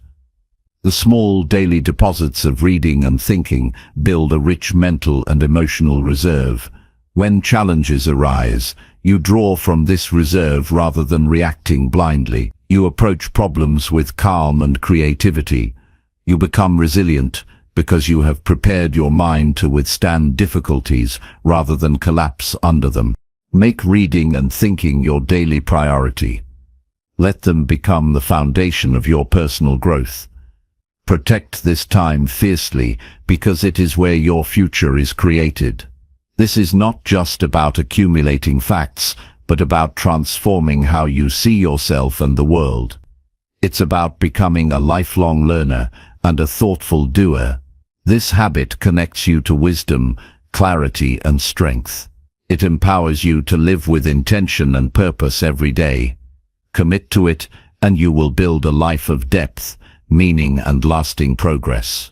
Chapter 12. Take action quickly instead of waiting for motivation. Waiting for motivation is one of the biggest traps that keep people stuck. Motivation is unpredictable. It comes and goes, like the weather. Some days you wake up feeling energized and ready to conquer the world. Other days, even getting out of bed feels like a challenge. If you wait for motivation to strike before you act, you will often find yourself waiting forever. Real progress comes from action, not feelings. Action creates momentum. Momentum fuels motivation. When you take action quickly, you don't rely on fleeting emotions. You build a habit of doing what needs to be done regardless of how you feel in the moment. Starting is always the hardest part. That first step often feels overwhelming because your mind focuses on the whole task instead of just the next small move. Taking action quickly means breaking things down into manageable pieces and committing to doing the next right thing immediately. Don't wait for the perfect moment, perfect mood, or perfect plan. Start with what you have. Start where you are. Starting creates movement and momentum that pushes you forward. It breaks the cycle of procrastination and indecision that kills progress. Action is the antidote to fear and doubt. When you wait for motivation, your mind amplifies reasons not to start. You question yourself, your skills, your circumstances. But when you act, you interrupt that negative cycle. You prove to yourself that you are capable of more than you believed. Action builds confidence. Each small success creates evidence that you can trust yourself. This trust becomes the foundation for sustained effort and greater challenges. Taking quick action also sharpens your focus. When you move immediately, your brain shifts from analyzing and worrying to doing. You enter a state of flow where distractions fade and your energy concentrates on the task at hand. This focus improves the quality of your work and shortens the time it takes to achieve your goals. The longer you wait, the more your mind drifts toward excuses and distractions. Immediate action protects you from these traps and keeps you on track. This practice transforms your mindset. Instead of seeing motivation as a prerequisite, you learn to create motivation through doing. Action produces results. Results produce satisfaction. Satisfaction produces motivation. This positive feedback loop builds unstoppable momentum. You no longer rely on willpower alone, because your habit of immediate action sustains your effort, even when your energy is low. It's important to recognize that action does not mean rushing blindly. It means starting with intention and commitment. It means focusing on progress rather than perfection. Your first step doesn't need to be perfect or complete. It needs to be taken. Perfectionism is often disguised as waiting for motivation. It paralyzes you with unrealistic standards and fear of failure. Taking action quickly frees you from this paralysis. It lets you learn as you go, adapt and improve. Every action teaches you something new that moving forward requires. One powerful way to practice this is to set clear, simple goals with immediate next steps. Instead of vague plans like "I want to get fit," decide exactly what you will do today, such as "I will walk for 15 minutes after breakfast." Commit to starting that right now, or as soon as you finish reading. The clarity of a next step eliminates hesitation. When you focus on what's immediately achievable, your brain feels safe to move forward without resistance. Another effective technique is to use a timer or countdown. When you feel stuck, tell yourself you will start in 30 seconds. Count down and begin moving before your mind can invent reasons not. This simple trick interrupts procrastination by leveraging the brief moment of decision before doubt arrives. Starting even a small action changes your mindset from resistance to engagement. Action builds resilience. When you take steps quickly, you experience challenges and setbacks sooner rather than later. This early feedback lets you adjust your approach, learn from mistakes, and build grit. Waiting for motivation delays this important process and makes obstacles seem bigger and scarier than they really are. The more you act, the more you grow comfortable with discomfort. You become stronger because you practice pushing through resistance instead of avoiding it. You also develop a sense of responsibility when you act quickly. You stop blaming circumstances, others, or lack of motivation for your lack of progress. Instead, you become accountable to yourself. This accountability increases your integrity and self-respect. You build a reputation with yourself for following through. That internal reputation is powerful because it shapes how you show up in every area of life. Taking action quickly rewires your brain to be a doer rather than a thinker stuck in endless planning. Thinking has its place, but overthinking creates doubt and delay. When you act, you provide your brain with clear signals that progress matters more than overanalyzing. This rewiring improves your decision-making and reduces the mental burden of worry and hesitation. It's important to celebrate the small wins that come from taking immediate action. Each step forward is a victory that deserves recognition. Celebrating these moments fuels your motivation and reminds you of your ability to move forward. Don't wait for the big accomplishments to feel successful. Success is built one choice, one action at a time. If you struggle with motivation, change your focus from how you feel to what you do. Feelings follow actions, not the other way around. Commit to acting even when you don't feel like it. Trust that your energy and enthusiasm will grow once you start. This trust grows stronger with experience as you see consistent results from your effort. Surround yourself with people who value action. Influence matters. When you engage with those who take initiative, you are more likely to mirror that behavior. Avoid environments and conversations that reinforce waiting or complaining. Seek communities that encourage moving forward, learning from mistakes and persistent effort. Remember, every day offers opportunities to take action. Don't waste these moments waiting for the perfect mood. Move now. Start small. Build momentum. Keep going. Each action you take rewires your habits and your identity. You become the kind of person who doesn't wait for motivation because you create it through doing. That shift changes your life completely, because it puts you in control of your progress and your future. Commit to taking action quickly. Let it be your default response to challenges and opportunities. Train yourself to start immediately. Focus deeply and adjust as you learn. This habit will carry you through uncertainty, setbacks, and doubt. It will make you unstoppable because you no longer depend on external feelings to drive you.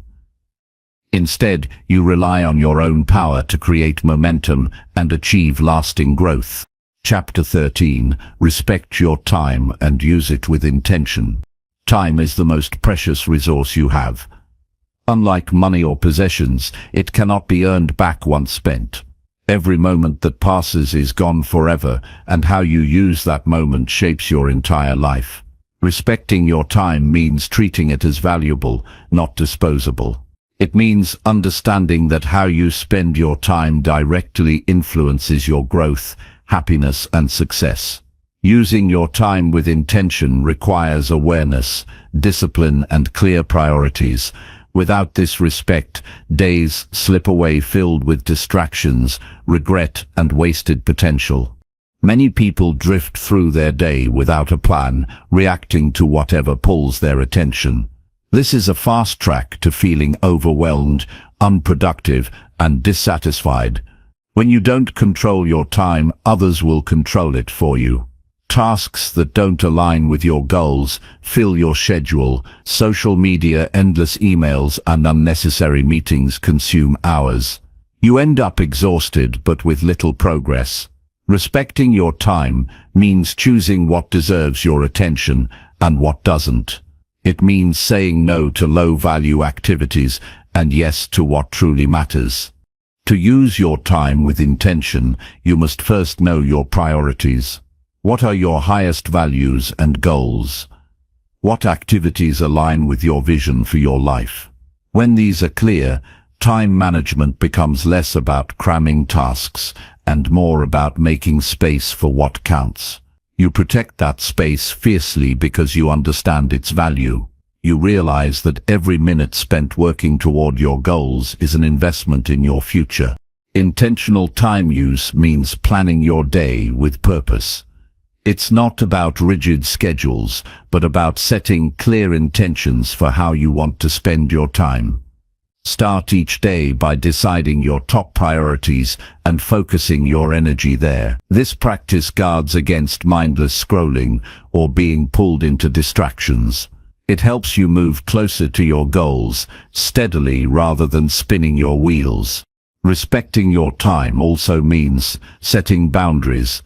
You must protect your schedule from interruptions and distractions. This can be difficult because the world demands your attention constantly.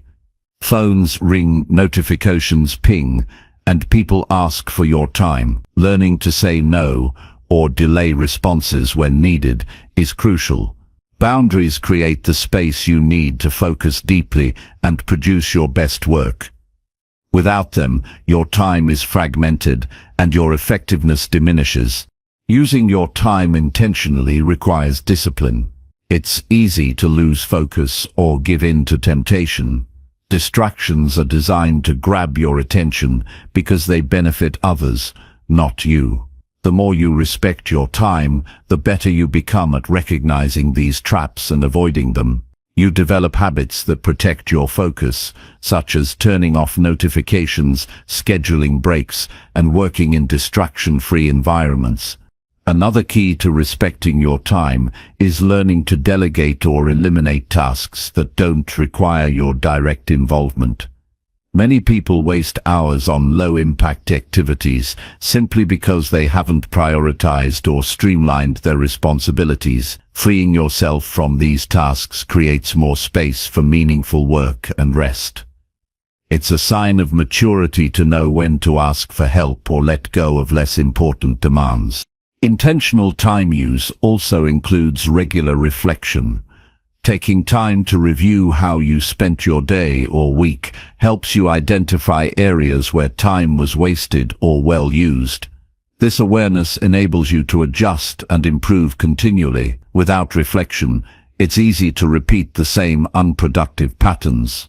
Reflection ensures that your time management evolves with your goals and circumstances. Respect for time extends to how you handle downtime and rest. Using time intentionally doesn't mean working non-stop. Rest and recovery are essential parts of a productive life. When you respect your time, you schedule rest deliberately rather than letting fatigue force you into it.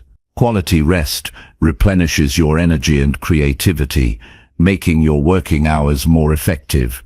Balance between work and rest is a mark of wisdom in time management. Living with intentionality also transforms your relationship with deadlines and commitments. You meet your responsibilities with focus and preparation because you honor the time you have been given. This reliability builds trust with others and reduces stress caused by last-minute rushes. When you respect time, you value your word and show respect for others' time as well. Every moment you spend mindful of your time adds up to a life that feels meaningful and productive.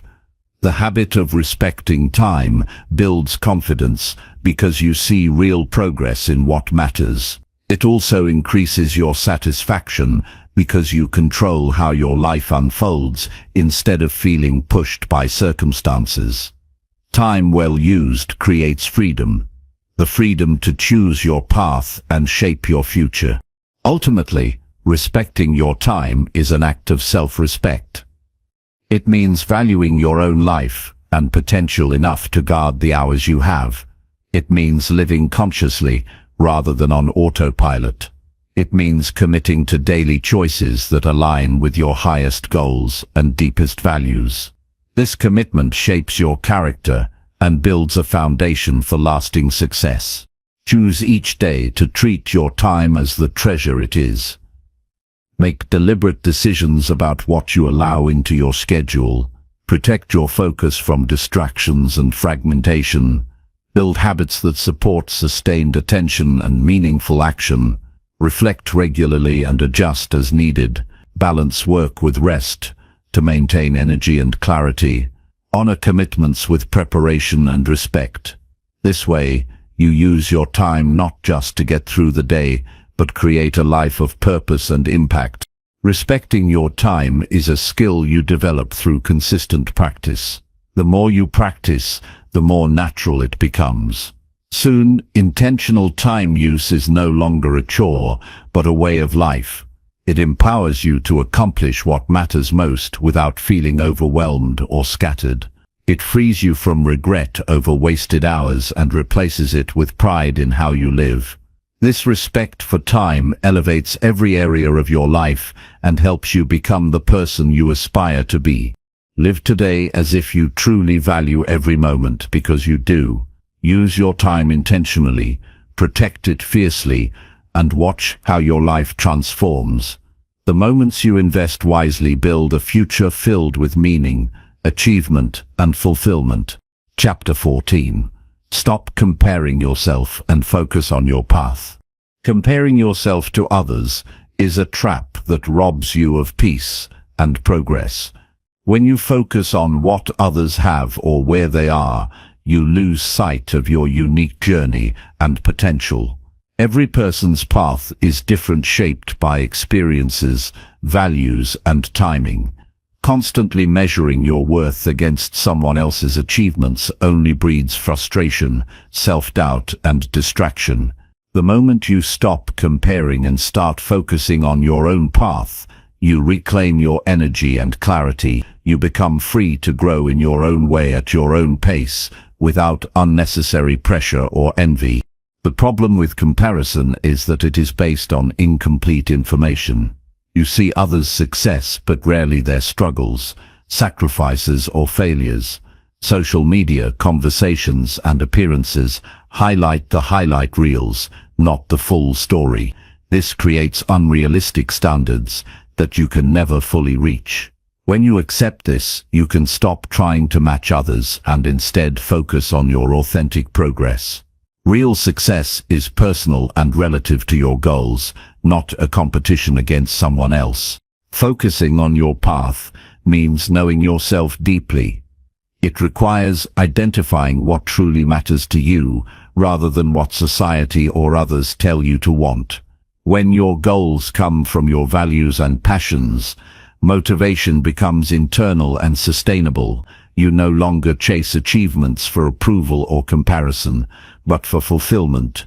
This clarity brings peace, because you are no longer caught in a race that drains your spirit, but walking a path that nourishes your soul. Your path is not linear, and it is not perfect. Everyone faces setbacks, detours, and doubts. When you compare, these obstacles can feel like failures, but on your own path, they are necessary lessons and growth points. Embracing your unique journey means accepting imperfection and resilience. It means trusting the timing of your life even when it looks different from others. This trust reduces anxiety and impatience, allowing you to keep moving forward even through challenges. Comparison also wastes energy that you could use for improvement. Instead of envying others or feeling inadequate, channel that energy into your own growth. Set small, achievable goals that reflect your values and strengths. Celebrate your progress, no matter how small, and acknowledge your efforts. This shifts your focus from external validation to internal satisfaction. Growth becomes a personal journey of mastery rather than a contest of status.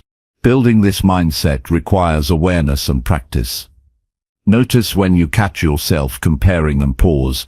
Ask yourself what impact this thought is having on your mood and motivation. Then deliberately redirect your attention to your goals and actions. Journaling can help by capturing your achievements and reflections to remind you of your progress. Surround yourself with people who support your growth rather than feed competition. Seek inspiration from others without letting it become a measuring stick. It's also important to practice self-compassion.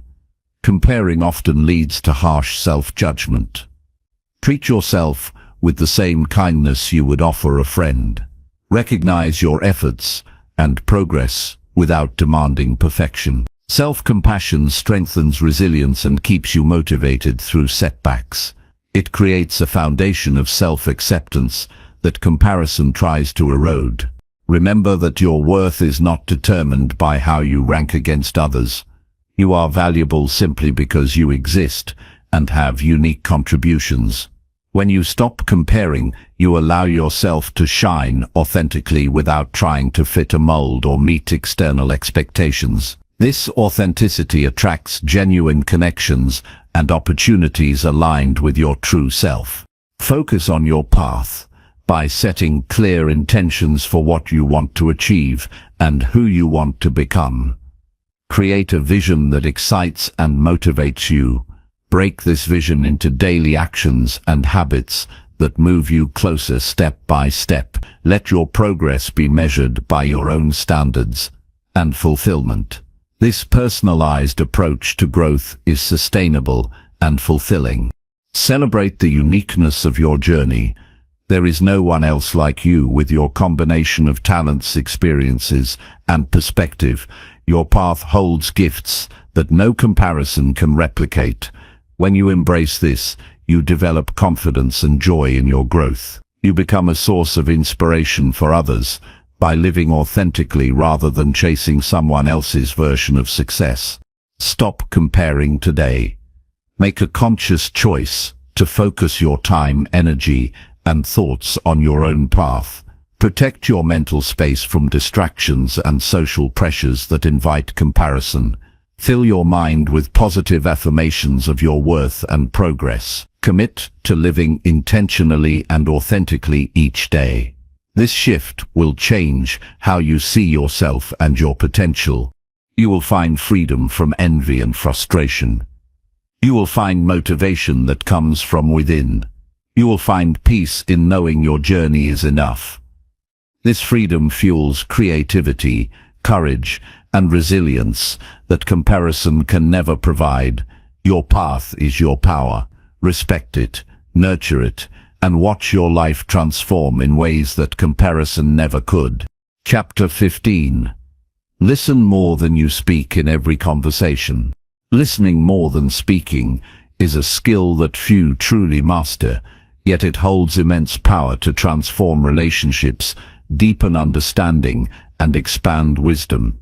In every conversation, when you choose to listen first and speak less, you open a door to genuine connection and insight that many miss. Speaking less allows you to absorb not just words, but emotions, intentions, and unspoken truths. It creates space for others to express themselves fully and feel valued. Listening with intent shows respect and empathy, which builds trust and strengthens bonds. Many people focus on preparing their next comment instead of fully hearing the person in front of them. This habit leads to shallow interactions where true communication breaks down. When you listen more, you shift your attention from yourself to the other person. This shift opens your mind and heart to perspectives that may differ from your own. You gain understanding that challenges your assumptions and enriches your worldview. Listening becomes a gateway to learning, growth, and meaningful connection. True listening requires patience and presence. It means putting aside distractions and judgments to be fully engaged in the moment. When you listen attentively, you show that the other person matters. This attention encourages openness and honesty. People naturally share more when they feel heard without interruption or evaluation. Listening creates a safe space where ideas and feelings flow freely. This safety fosters deeper conversations and authentic relationships. Listening more than speaking also improves your ability to respond thoughtfully. When you listen carefully, you gather the information needed to address concerns effectively. You avoid misunderstandings that often arise from rushing to reply or assuming what others mean. Thoughtful responses demonstrate respect and consideration, which encourages cooperation and positive outcomes. In contrast, talking more than listening can lead to conflict, miscommunication, and missed opportunities. Cultivating this habit requires humility. It means acknowledging that you do not have all the answers and that others' perspectives are valuable. Listening invites you to learn rather than teach. This openness enhances your wisdom and adaptability. The more you listen, the more you discover about human nature, motivations, and complexities. This understanding makes you a better friend, colleague, leader, and partner. Listening also reveals subtleties beyond words. Tone of voice, body language, and pauses carry meaning that enrich communication. When you pay attention to these cues, you perceive feelings and intentions that might be hidden. This sensitivity deepens empathy and emotional intelligence. It helps you respond, not just logically, but compassionately. People sense this empathy and feel genuinely understood, which strengthens trust and rapport. Another benefit of listening more is the ability to learn from silence. In conversations, silence often feels uncomfortable, prompting people to fill the gap with words. Yet silence allows thoughts to settle and meaning to emerge. When you resist the urge to speak immediately, you give yourself and others space to process. This pause can lead to clearer insights and more meaningful dialogue. Listening to silence becomes a tool for deeper reflection and connection. Listening enhances your self-awareness as well. By focusing on others' words and feelings, you become more aware of your own reactions, biases, and assumptions. This awareness enables you to manage your responses with greater control and kindness. You learn when to speak and when to hold back. You develop emotional regulation that prevents conflicts and fosters harmony. Listening helps you become a calmer, more centered presence in any interaction. This practice strengthens leadership qualities. Leaders who listen well inspire loyalty and respect. They gather diverse viewpoints before making decisions, which leads to better outcomes. Listening leaders empower others by valuing their input and creating inclusive environments. They build teams that trust and support one another. The power of listening in leadership lies in its ability to unite people around shared goals and values. Listening more than speaking requires intentional effort in today's fast-paced world. Distractions, social media, and multitasking pull your attention away from true engagement. To counter this, commit to being fully present in every conversation. Put away devices and focus solely on the person before you. Practice mindfulness to train your attention.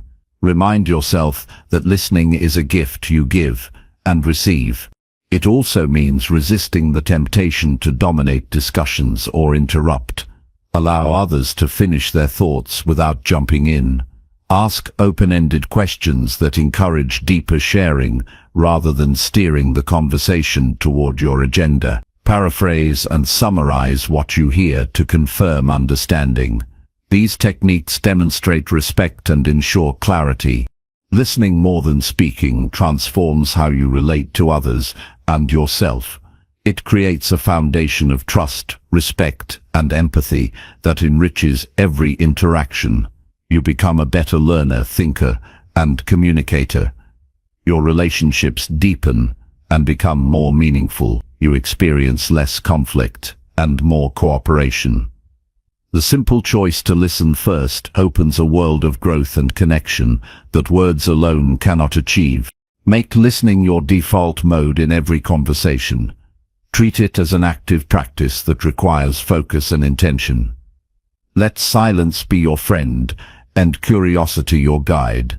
Value the perspectives and stories others share as windows into different worlds. In doing so, you cultivate wisdom, kindness, and understanding that elevate your life and the lives of those around you. Each time you listen more than you speak, you contribute to a culture of respect and genuine communication. This ripple effect spreads beyond one conversation to your entire life. You become a source of calm, insight, and support in a noisy world. Listening well is a powerful way to lead, love, and grow. Embrace this habit and watch your relationships and personal growth flourish in ways you never imagined possible. Chapter 16. Practice gratitude, even when life feels unfair. Gratitude is a powerful practice that transforms how you experience life, especially when circumstances seem unfair or challenging. It does not mean ignoring difficulties or pretending everything is perfect. Instead, it means choosing to focus on what is good and meaningful despite hardships. Practicing gratitude shifts your attention from what is missing or wrong to what is present and valuable. This shift opens your mind and heart to positivity and resilience. Gratitude creates a foundation for emotional strength and mental clarity that helps you navigate difficult times with grace. Life often feels unfair. Situations arise that test your patience, courage, and faith. When faced with these moments, it is natural to feel frustration, sadness, or anger. These emotions are valid and part of being human. However, letting them dominate your thoughts and reactions can trap you in negativity and despair. Gratitude offers an alternative way to respond. It encourages you to look beyond the immediate pain and recognize that even in struggle, there are reasons to appreciate and be thankful. Practicing gratitude in hard times builds resilience.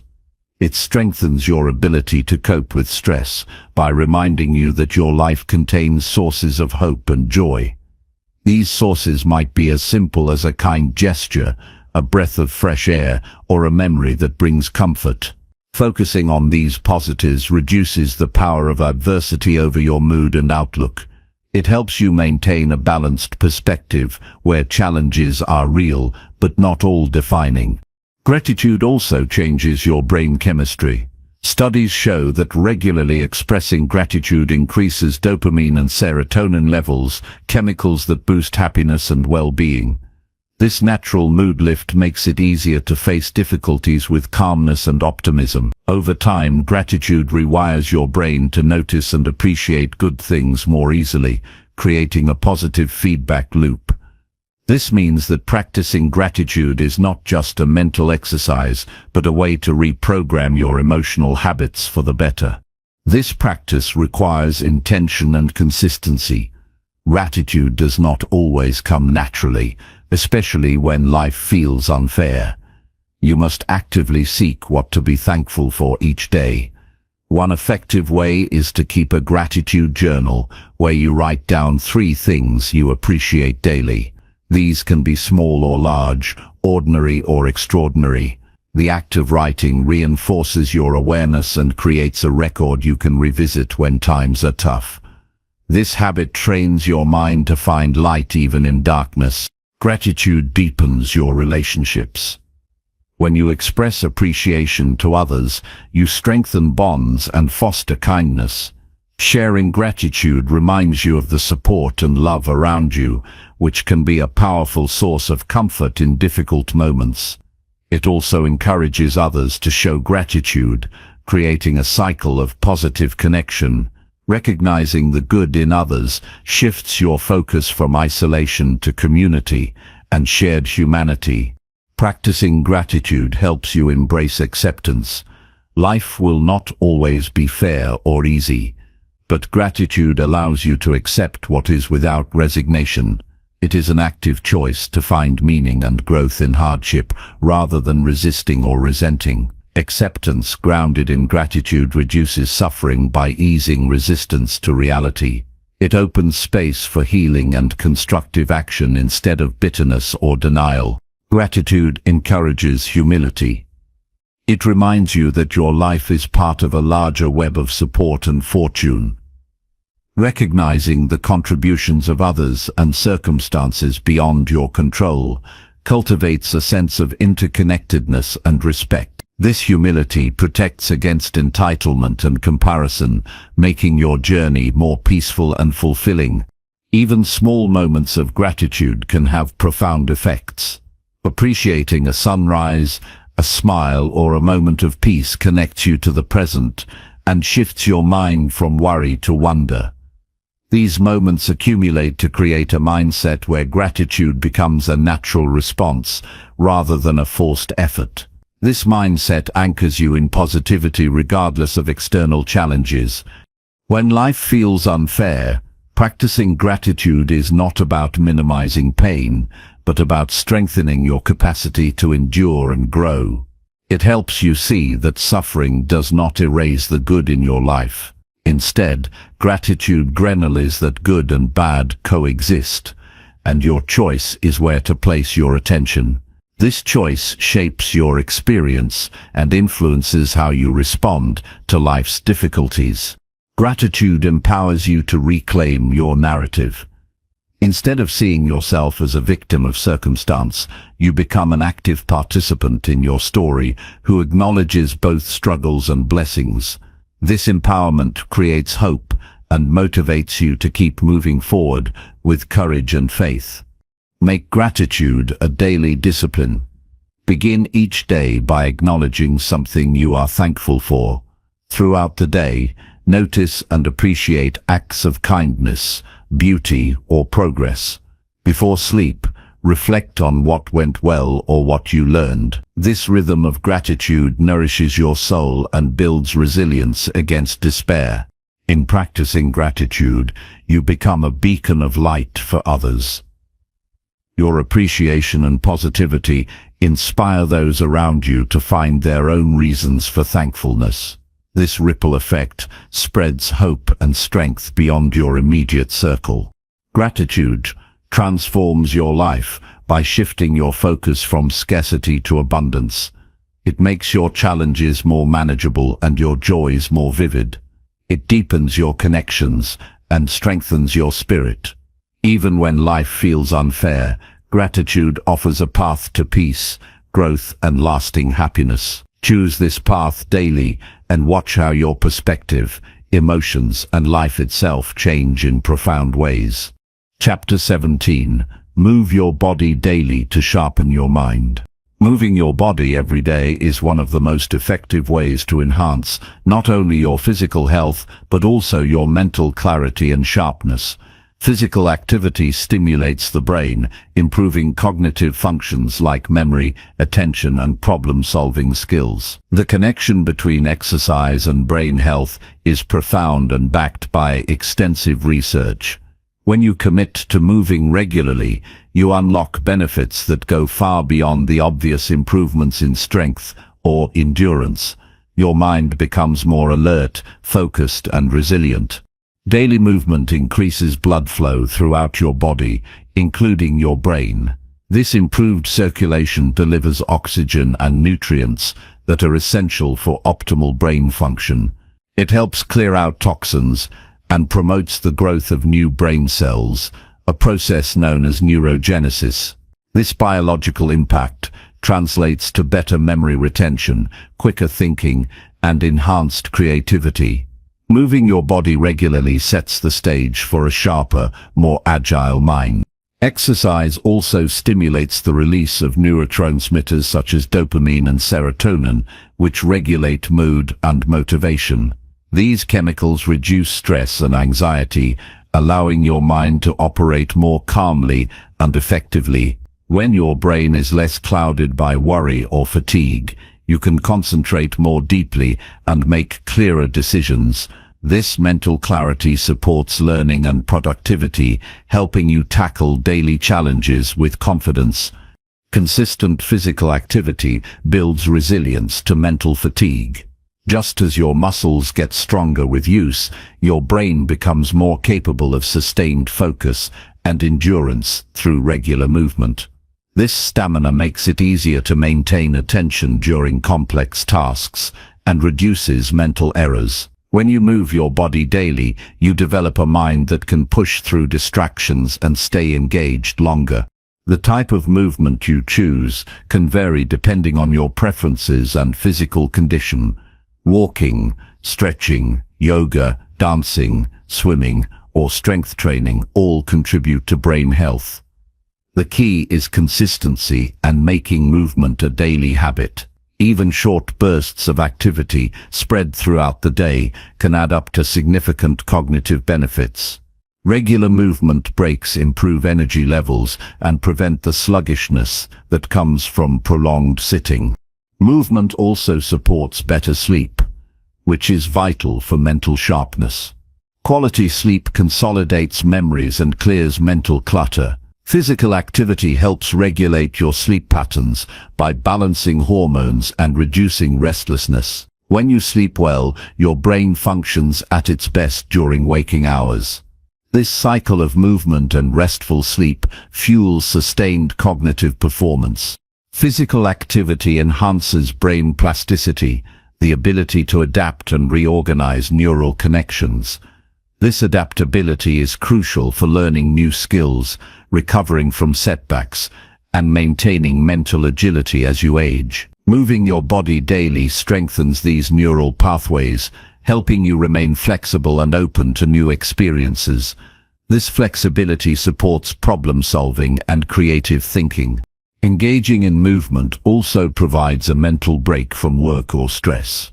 It shifts your focus away from worries and refreshes your mind. This reset allows you to return to tasks with renewed energy and perspective. Movement breaks stimulate your brain by introducing variety and novelty, which combat monotony and mental fatigue. Daily movement promotes a positive feedback loop between body and mind. As your physical health improves, you gain confidence and motivation to keep going. This increased motivation fuels mental focus and persistence in other areas of life. The sense of accomplishment from consistent movement enhances your overall well-being and mindset. To maximize the cognitive benefits of movement, approach it with mindfulness. Pay attention to how your body feels, the rhythm of your breath, and the sensations in your muscles. This mindful movement deepens the connection between body and mind and enhances relaxation. Mindful exercise reduces mental clutter and sharpens awareness, boosting your ability to concentrate. You can also use movement as an opportunity for reflection and creativity. Activities like walking or stretching often stimulate ideas and problem-solving by allowing your mind to wander productively. These moments can lead to breakthroughs or new perspectives that improve your work and personal life. Making movement a daily priority requires intentionality and planning. Schedule time for it as you would any important task. Choose activities you enjoy to increase the likelihood of consistency. Track your progress and celebrate milestones to maintain motivation. Over time, moving your body becomes a natural and rewarding part of your routine. Avoid seeing movement as a chore or obligation. Instead, view it as an investment in your mental and physical capacity. This mindset shift changes how you approach exercise and sustains long-term commitment. The benefits you gain in mental sharpness, emotional balance, and energy make movement one of the most valuable habits you can develop. Your mind thrives on variety, challenge, and stimulation. Movement provides all three in different forms, from the rhythm of walking to the coordination required in dance or the strength needed for resistance training. These diverse stimuli keep your brain active and engaged. Mixing different types of movement also prevents boredom and promotes balanced development. Even on busy days, finding moments to move is possible and beneficial. Simple actions like standing, stretching, or taking a short walk recharge your brain and body. These micro-movements accumulate to support sustained mental performance and prevent fatigue. Integrating movement seamlessly into your day helps you maintain sharpness without disrupting your schedule. In summary, daily movement sharpens your mind by improving blood flow, releasing mood-enhancing chemicals, building cognitive endurance, and enhancing neural plasticity. It supports restful sleep and provides mental breaks that refresh focus. Mindful movement deepens the connection between body and mind and stimulates creativity. Making movement a priority with intention and enjoyment transforms your brain function and overall well-being. Choosing to move your body every day is choosing to invest in your mental clarity, resilience, and growth.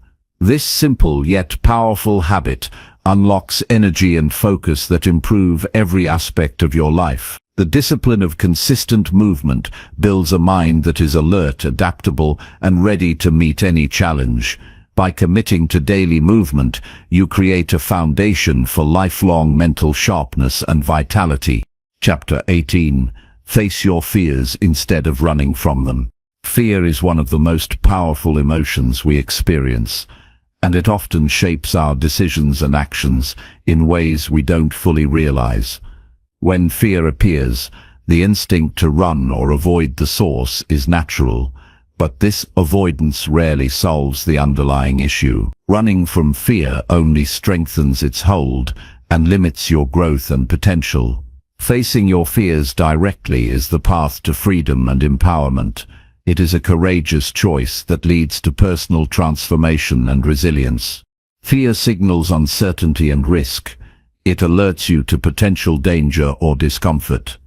However, not all fears are accurate reflections of reality. Many fears stem from assumptions, past experiences, or imagined scenarios that may never happen. Distinguishing between realistic concerns and irrational fears is essential. Facing your fears requires this clarity to respond wisely instead of reacting blindly. Avoiding fear creates a cycle of limitation. Each time you run from a fear, it grows stronger and more intimidating. Your mind associates the fear with threat and helplessness, reinforcing avoidance behaviors. This cycle narrows your world and reduces your ability to handle challenges. Over time, fear can control your choices, preventing you from pursuing opportunities and living fully. Facing fear means acknowledging it without judgment. It means recognizing the sensation of fear in your body and mind, but refusing to let it dictate your actions. This acknowledgement is a form of self-mastery. You take ownership of your emotional experience rather than being a passive victim. This shift in perspective builds confidence and courage. Confronting fear requires gradual exposure. It rarely happens overnight or through a single bold act. Start by identifying specific fears and breaking them into manageable parts. Take small steps toward what scares you, increasing your tolerance over time. Each step forward weakens fear's grip and strengthens your courage muscles. This process of deliberate practice leads to lasting change. Fear often masks opportunities for growth. When you face what scares you, you discover hidden strengths and resources. Challenges that once seemed overwhelming become chances to learn resilience, problem-solving, and self-trust.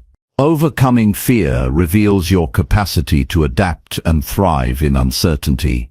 This empowerment spills into other areas of life, creating momentum for continuous growth. Facing fear also deepens self-awareness. You learn about your triggers, thought patterns, and emotional responses. This knowledge allows you to manage fear proactively instead of being caught off guard. Understanding fear's role in your life helps you differentiate between protective instincts and limiting beliefs. This awareness is a foundation for emotional intelligence and mature decision-making. Choosing to face fear does not mean ignoring safety or wisdom. It means balancing caution with action. Assess risks realistically and prepare accordingly. Courage is not reckless bravery, but thoughtful persistence. This balanced approach prevents unnecessary harm while expanding your comfort zone. Facing fear with wisdom leads to sustainable progress and confidence. Facing fear strengthens your resilience. Each encounter with fear that you manage successfully builds emotional stamina. You develop a mindset that views challenges as manageable rather than threatening. This mindset makes you more adaptable and less reactive to stress. Resilience gained from facing fear supports mental health and overall well-being. Fear can be transformed into motivation. When you shift your perspective, fear signals areas for growth and opportunity. Use fear as a compass guiding you toward what matters most. Let fear inspire action rather than paralysis. This transformation turns a negative force into a catalyst for positive change. Facing fear improves your relationships. Fear often isolates because it encourages secrecy or avoidance. When you confront fear openly, you model vulnerability and courage. This openness invites connection and support from others. Shared experiences of facing fear build trust and deepen bonds. Practice breathing and grounding technique to manage fear's physical effects. Fear triggers fight, flight, or freeze responses that can overwhelm. Deep breathing, mindfulness, and focusing on the present moment calm your nervous system and clear your mind. These tools create space between feeling fear and choosing your response. Reflect on past fears you have overcome. Remembering successes builds confidence and reminds you that fear is conquerable. Use these memories as motivation when facing new fears. This perspective reinforces a growth mindset that embraces challenges as part of life's journey. Surround yourself with supportive people who encourage facing fear. Isolation increases anxiety and avoidance. Trusted friends, mentors, or coaches provide perspective, encouragement, and accountability. Their support makes the process less daunting and more achievable. Accept that fear may never fully disappear. The goal is not to eliminate fear, but to live despite it. Courage is acting in the presence of fear, not the absence. This acceptance reduces frustration and self-criticism, fostering patience and compassion toward yourself. Facing fear enriches your life by expanding your horizons. It opens doors to experiences, relationships, and achievements that fear would otherwise block. Living courageously leads to greater freedom, satisfaction, and self-respect. This expansion creates a life aligned with your true potential and values. Commit to facing your fears regularly. Make it a lifelong practice that grows your courage and wisdom. Each encounter with fear is a step toward mastery of yourself and your life.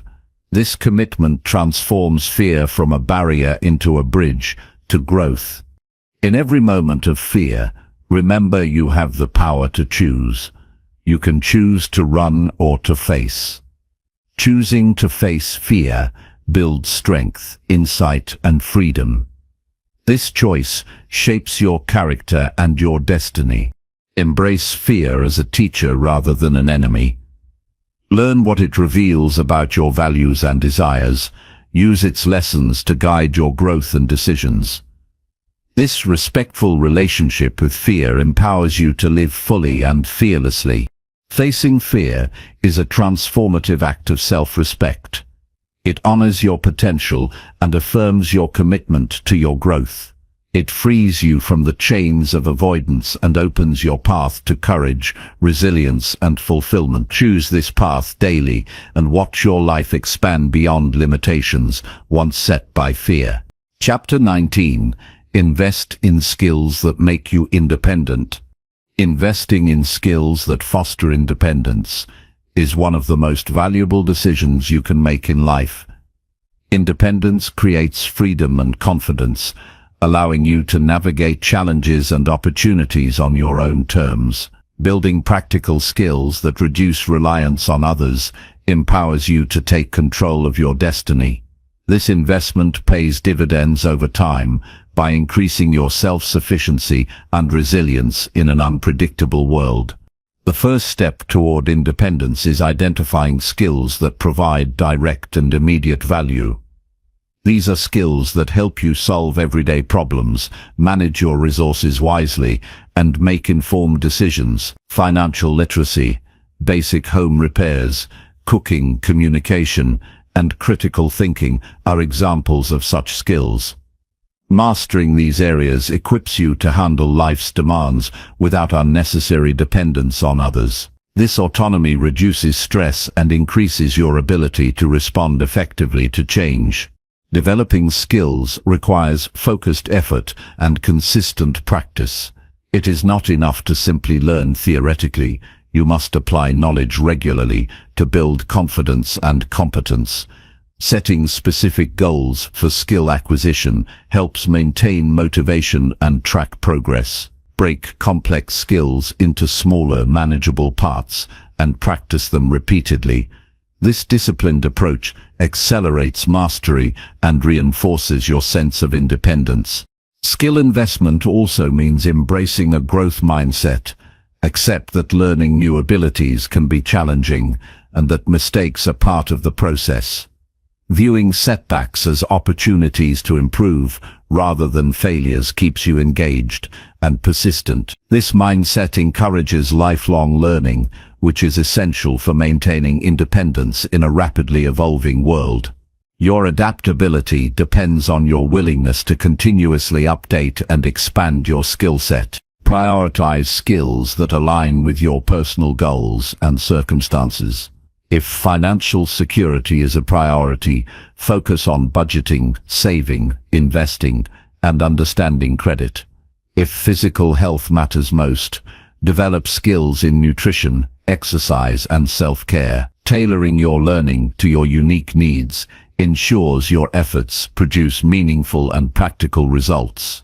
This personalized approach increases the likelihood that your skills will empower your independence now and in the future. Investing in communication skills is crucial for independence. Clear and confident communication helps you advocate for yourself, negotiate effectively, and build strong relationships. These abilities reduce misunderstandings and increase your influence in personal and professional settings. Communication skills open doors to opportunities and support networks that further your independence. Practicing active listening, assertiveness, and empathy enhances these skills and deepens your connections. Technology skills are increasingly important for independence. In a digital world, understanding how to use essential tools, manage online security, and access information safely expands your ability to work, learn, and connect without reliance on others. Digital literacy reduces vulnerability and increases efficiency. Staying current with technology ensures you remain capable of navigating modern life's demands independently. Time management is another vital skill for self-sufficiency. Organizing your schedule, setting priorities, and avoiding procrastination enable you to accomplish tasks efficiently. Effective time management reduces stress and creates space for learning and growth. Mastering this skill helps you balance responsibilities and pursue personal interests without feeling overwhelmed. This balance is foundational to living an independent and fulfilling life.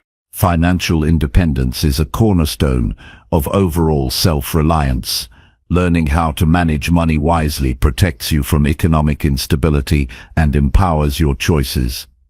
Understanding income, expenses, debts, and investments gives you control over your financial future. Building savings and emergency funds provides security that frees you from dependence on others during crises. Financial independence allows you to pursue opportunities aligned with your values rather than immediate necessity. Problem-solving skills enhance your ability to handle unexpected situations independently. Developing critical thinking, creativity, and resourcefulness equips you to find solutions without external help. These skills improve decision-making and reduce anxiety when facing challenges. Practicing problem-solving in everyday situations builds confidence and prepares you for more complex issues. Independence grows as you trust your judgment and capabilities. Self-care skills support your physical and mental well-being, essential for sustaining independence. Knowing how to maintain health through nutrition, exercise, sleep, and stress management ensures you can care for yourself without excessive reliance on others. Mental health skills, including mindfulness and emotional regulation, increase resilience and improve decision-making. Prioritizing self-care fosters a stable foundation from which independence can flourish. Building independence through skill investment requires a commitment to ongoing learning. Life's demands change, and new skills become necessary. Regularly assess your abilities and seek opportunities to learn and grow. This proactive approach prevents stagnation and keeps you prepared for future challenges. A lifelong learner embraces change and views skill development as a continuous journey rather than a one-time goal. Seek resources and mentors to support your skill acquisition. Books, courses, workshops, and online platforms offer valuable knowledge and practice opportunities. Mentors provide guidance, feedback, and encouragement, accelerating your growth. Surrounding yourself with supportive people who value independence strengthens your resolve and provides practical assistance when needed. Avoid waiting for perfect conditions or external motivation to start investing in skills. Taking small, consistent steps today builds momentum and creates lasting habits. Progress compounds over time, and each new skill contributes to a broader foundation of independence. Patience and persistence are key to sustaining your efforts and achieving meaningful results. Embrace challenges as opportunities to expand your independence. Facing difficult tasks or unfamiliar situations stretches your abilities and increases your confidence. Each success builds on the last, creating a positive cycle of growth and self-reliance. Viewing challenges as growth opportunities transforms obstacles into stepping stones toward freedom. Celebrate your progress regularly. Acknowledge the skills you have acquired and the independence you have gained. Recognition reinforces your motivation and commitment. Reflecting on your journey highlights how far you have come and inspires continued effort. This positive reinforcement strengthens your identity as a capable and independent person. Independence, through skill investment, leads to greater freedom in your choices. You can pursue passions, career changes, or personal goals with less fear and more confidence. This freedom enhances your quality of life and aligns your daily actions with your values. Independence creates space for creativity, fulfillment, and meaningful contribution to others. Remember that independence is not isolation. Building skills to support yourself empowers collaboration rather than dependence. When you are self-sufficient, you engage in relationships and communities from a place of strength and generosity. Independence enhances your ability to give and receive support authentically. Make investing in skills that create independence a priority. Commit time and energy to learning, practicing, and applying these abilities. Your efforts will pay off by giving you control over your life, reducing stress and opening new possibilities. This investment is one of the most practical and empowering choices you can make. By focusing on skills that make you independent now, you lay a foundation for lifelong self-reliance and growth. This foundation supports you through life's uncertainties and enables you to live with confidence and purpose. The freedom that comes from independence allows you to shape your life according to your vision and values. Choose to invest in yourself today and unlock your full potential. Chapter 20. Review your life weekly and adjust with purpose. Taking time each week to review your life is a powerful habit that fuels intentional living and meaningful progress. Life moves quickly, and without regular reflection, it's easy to drift through days without realizing whether you are truly moving toward your goals or values. Weekly reviews provide clarity, focus, and motivation to adjust your path with purpose. This practice is an opportunity to pause, assess, and realign so that your actions consistently support the life you want to build. A weekly review is not about judgment or self-criticism. Instead, it's a deliberate and compassionate check-in with yourself. It involves looking honestly at what you accomplished, what challenges you faced, and where you can improve. This honest reflection creates a feedback loop that enhances self-awareness and drives continuous growth. Through this process, you become more aware of your patterns and make better decisions based on real data rather than assumptions or emotions. The first step in a weekly review is gathering the facts. Collect information on your key activities, habits, goals, and feelings throughout the week. This may include reviewing your calendar, journals, to-do lists, or habit trackers. Organizing this information allows you to see what you focused on and where your energy went. It also reveals areas where you got distracted or sidetracked. With a clear picture, you can start evaluating what worked well and what didn't. Next, consider your progress toward your most important goals. Are you moving forward or standing still? Break down your goals into specific actions and evaluate whether you completed them. If not, explore why. Understanding obstacles or patterns that slowed you down is critical to making effective adjustments. This step helps you maintain accountability yourself and ensures your efforts align with your priorities. It's equally important to celebrate successes and strengths. Recognizing what you did well builds motivation and confidence. Even small wins contribute to momentum and encourage you to keep going. Celebrations remind you that growth is a journey with ups and downs, and every step forward matters. This positive reinforcement nurtures a resilient mindset that views challenges as temporary and progress as inevitable. During your review, reflect on your emotions and energy levels. How did you feel during different activities or interactions? What drained you and what energized you? This awareness helps you understand how your choices affect your well-being and productivity. It also guides you to prioritize activities that support your energy and happiness. Managing your emotional and physical state is essential for sustained performance and satisfaction. After reflection, create a clear plan for the upcoming week. Set specific, realistic goals and outline the steps you will take. Prioritize tasks that align with your values and long-term vision. This planning gives your week structure and intention, reducing stress and overwhelm. When you have a roadmap, it's easier to stay focused and avoid distractions. Your plan becomes a commitment to yourself and your growth. Adjustments are a natural part of the process. If something isn't working, change it. This might mean shifting priorities, adopting new habits, or letting go of unproductive commitments. Flexibility and willingness to adapt keep you aligned with your evolving needs and circumstances. The goal is continuous improvement, not perfection. Embrace experimentation and learning through trial and error. Weekly reviews improve decision-making by providing clarity and perspective.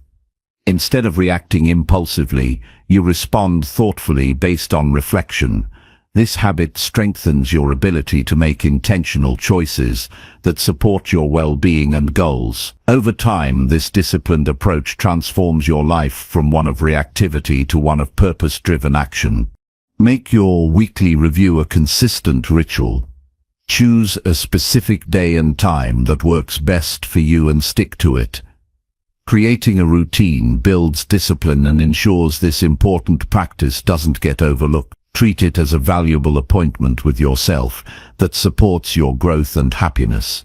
Consistency increases the effectiveness of your reviews and deepens your self-knowledge. Keep your review process simple and focused. Avoid overcomplicating it with excessive data or analysis. Use tools that suit your style, whether a journal, app, or checklist.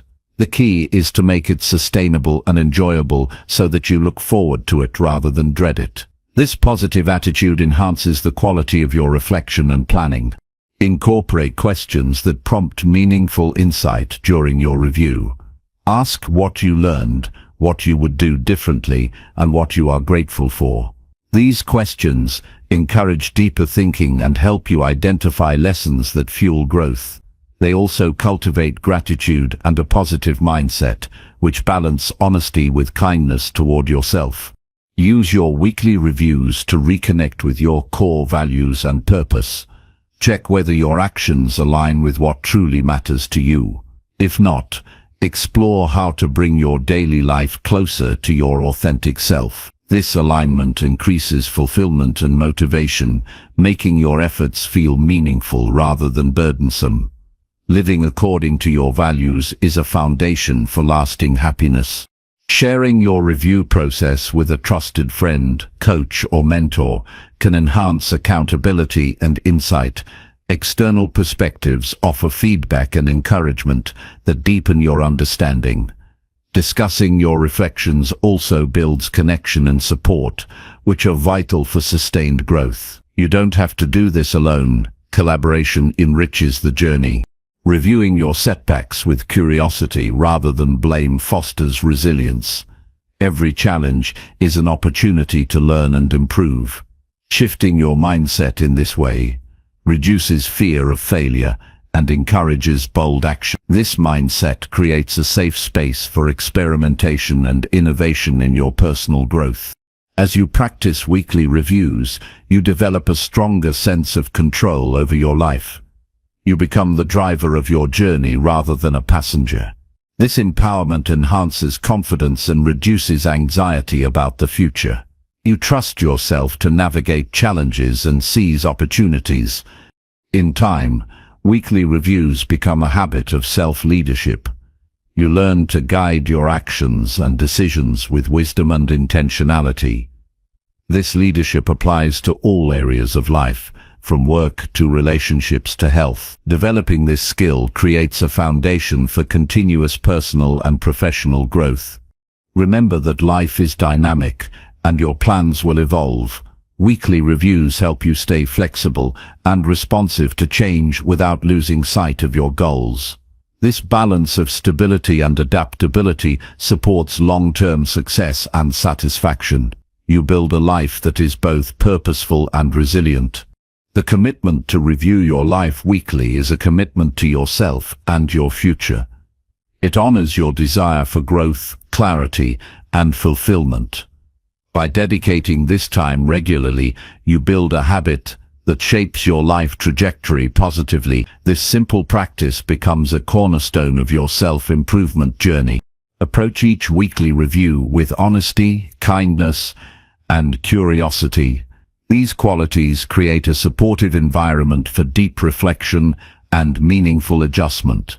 They nurture a positive relationship with yourself that encourages lifelong growth and well-being. This compassionate approach makes reviewing your life a rewarding and transformative experience. In conclusion, reviewing your life weekly and adjusting with purpose is a powerful tool for intentional living. It creates space for clarity, learning, and alignment with your deepest values. This habit strengthens your ability to lead yourself effectively and build a fulfilling life. Making this practice a priority unlocks ongoing growth and success. The time you invest in reflection and planning returns multiplied through improved decisions and purposeful action. Commit to this weekly ritual and watch your life transform with clarity and direction.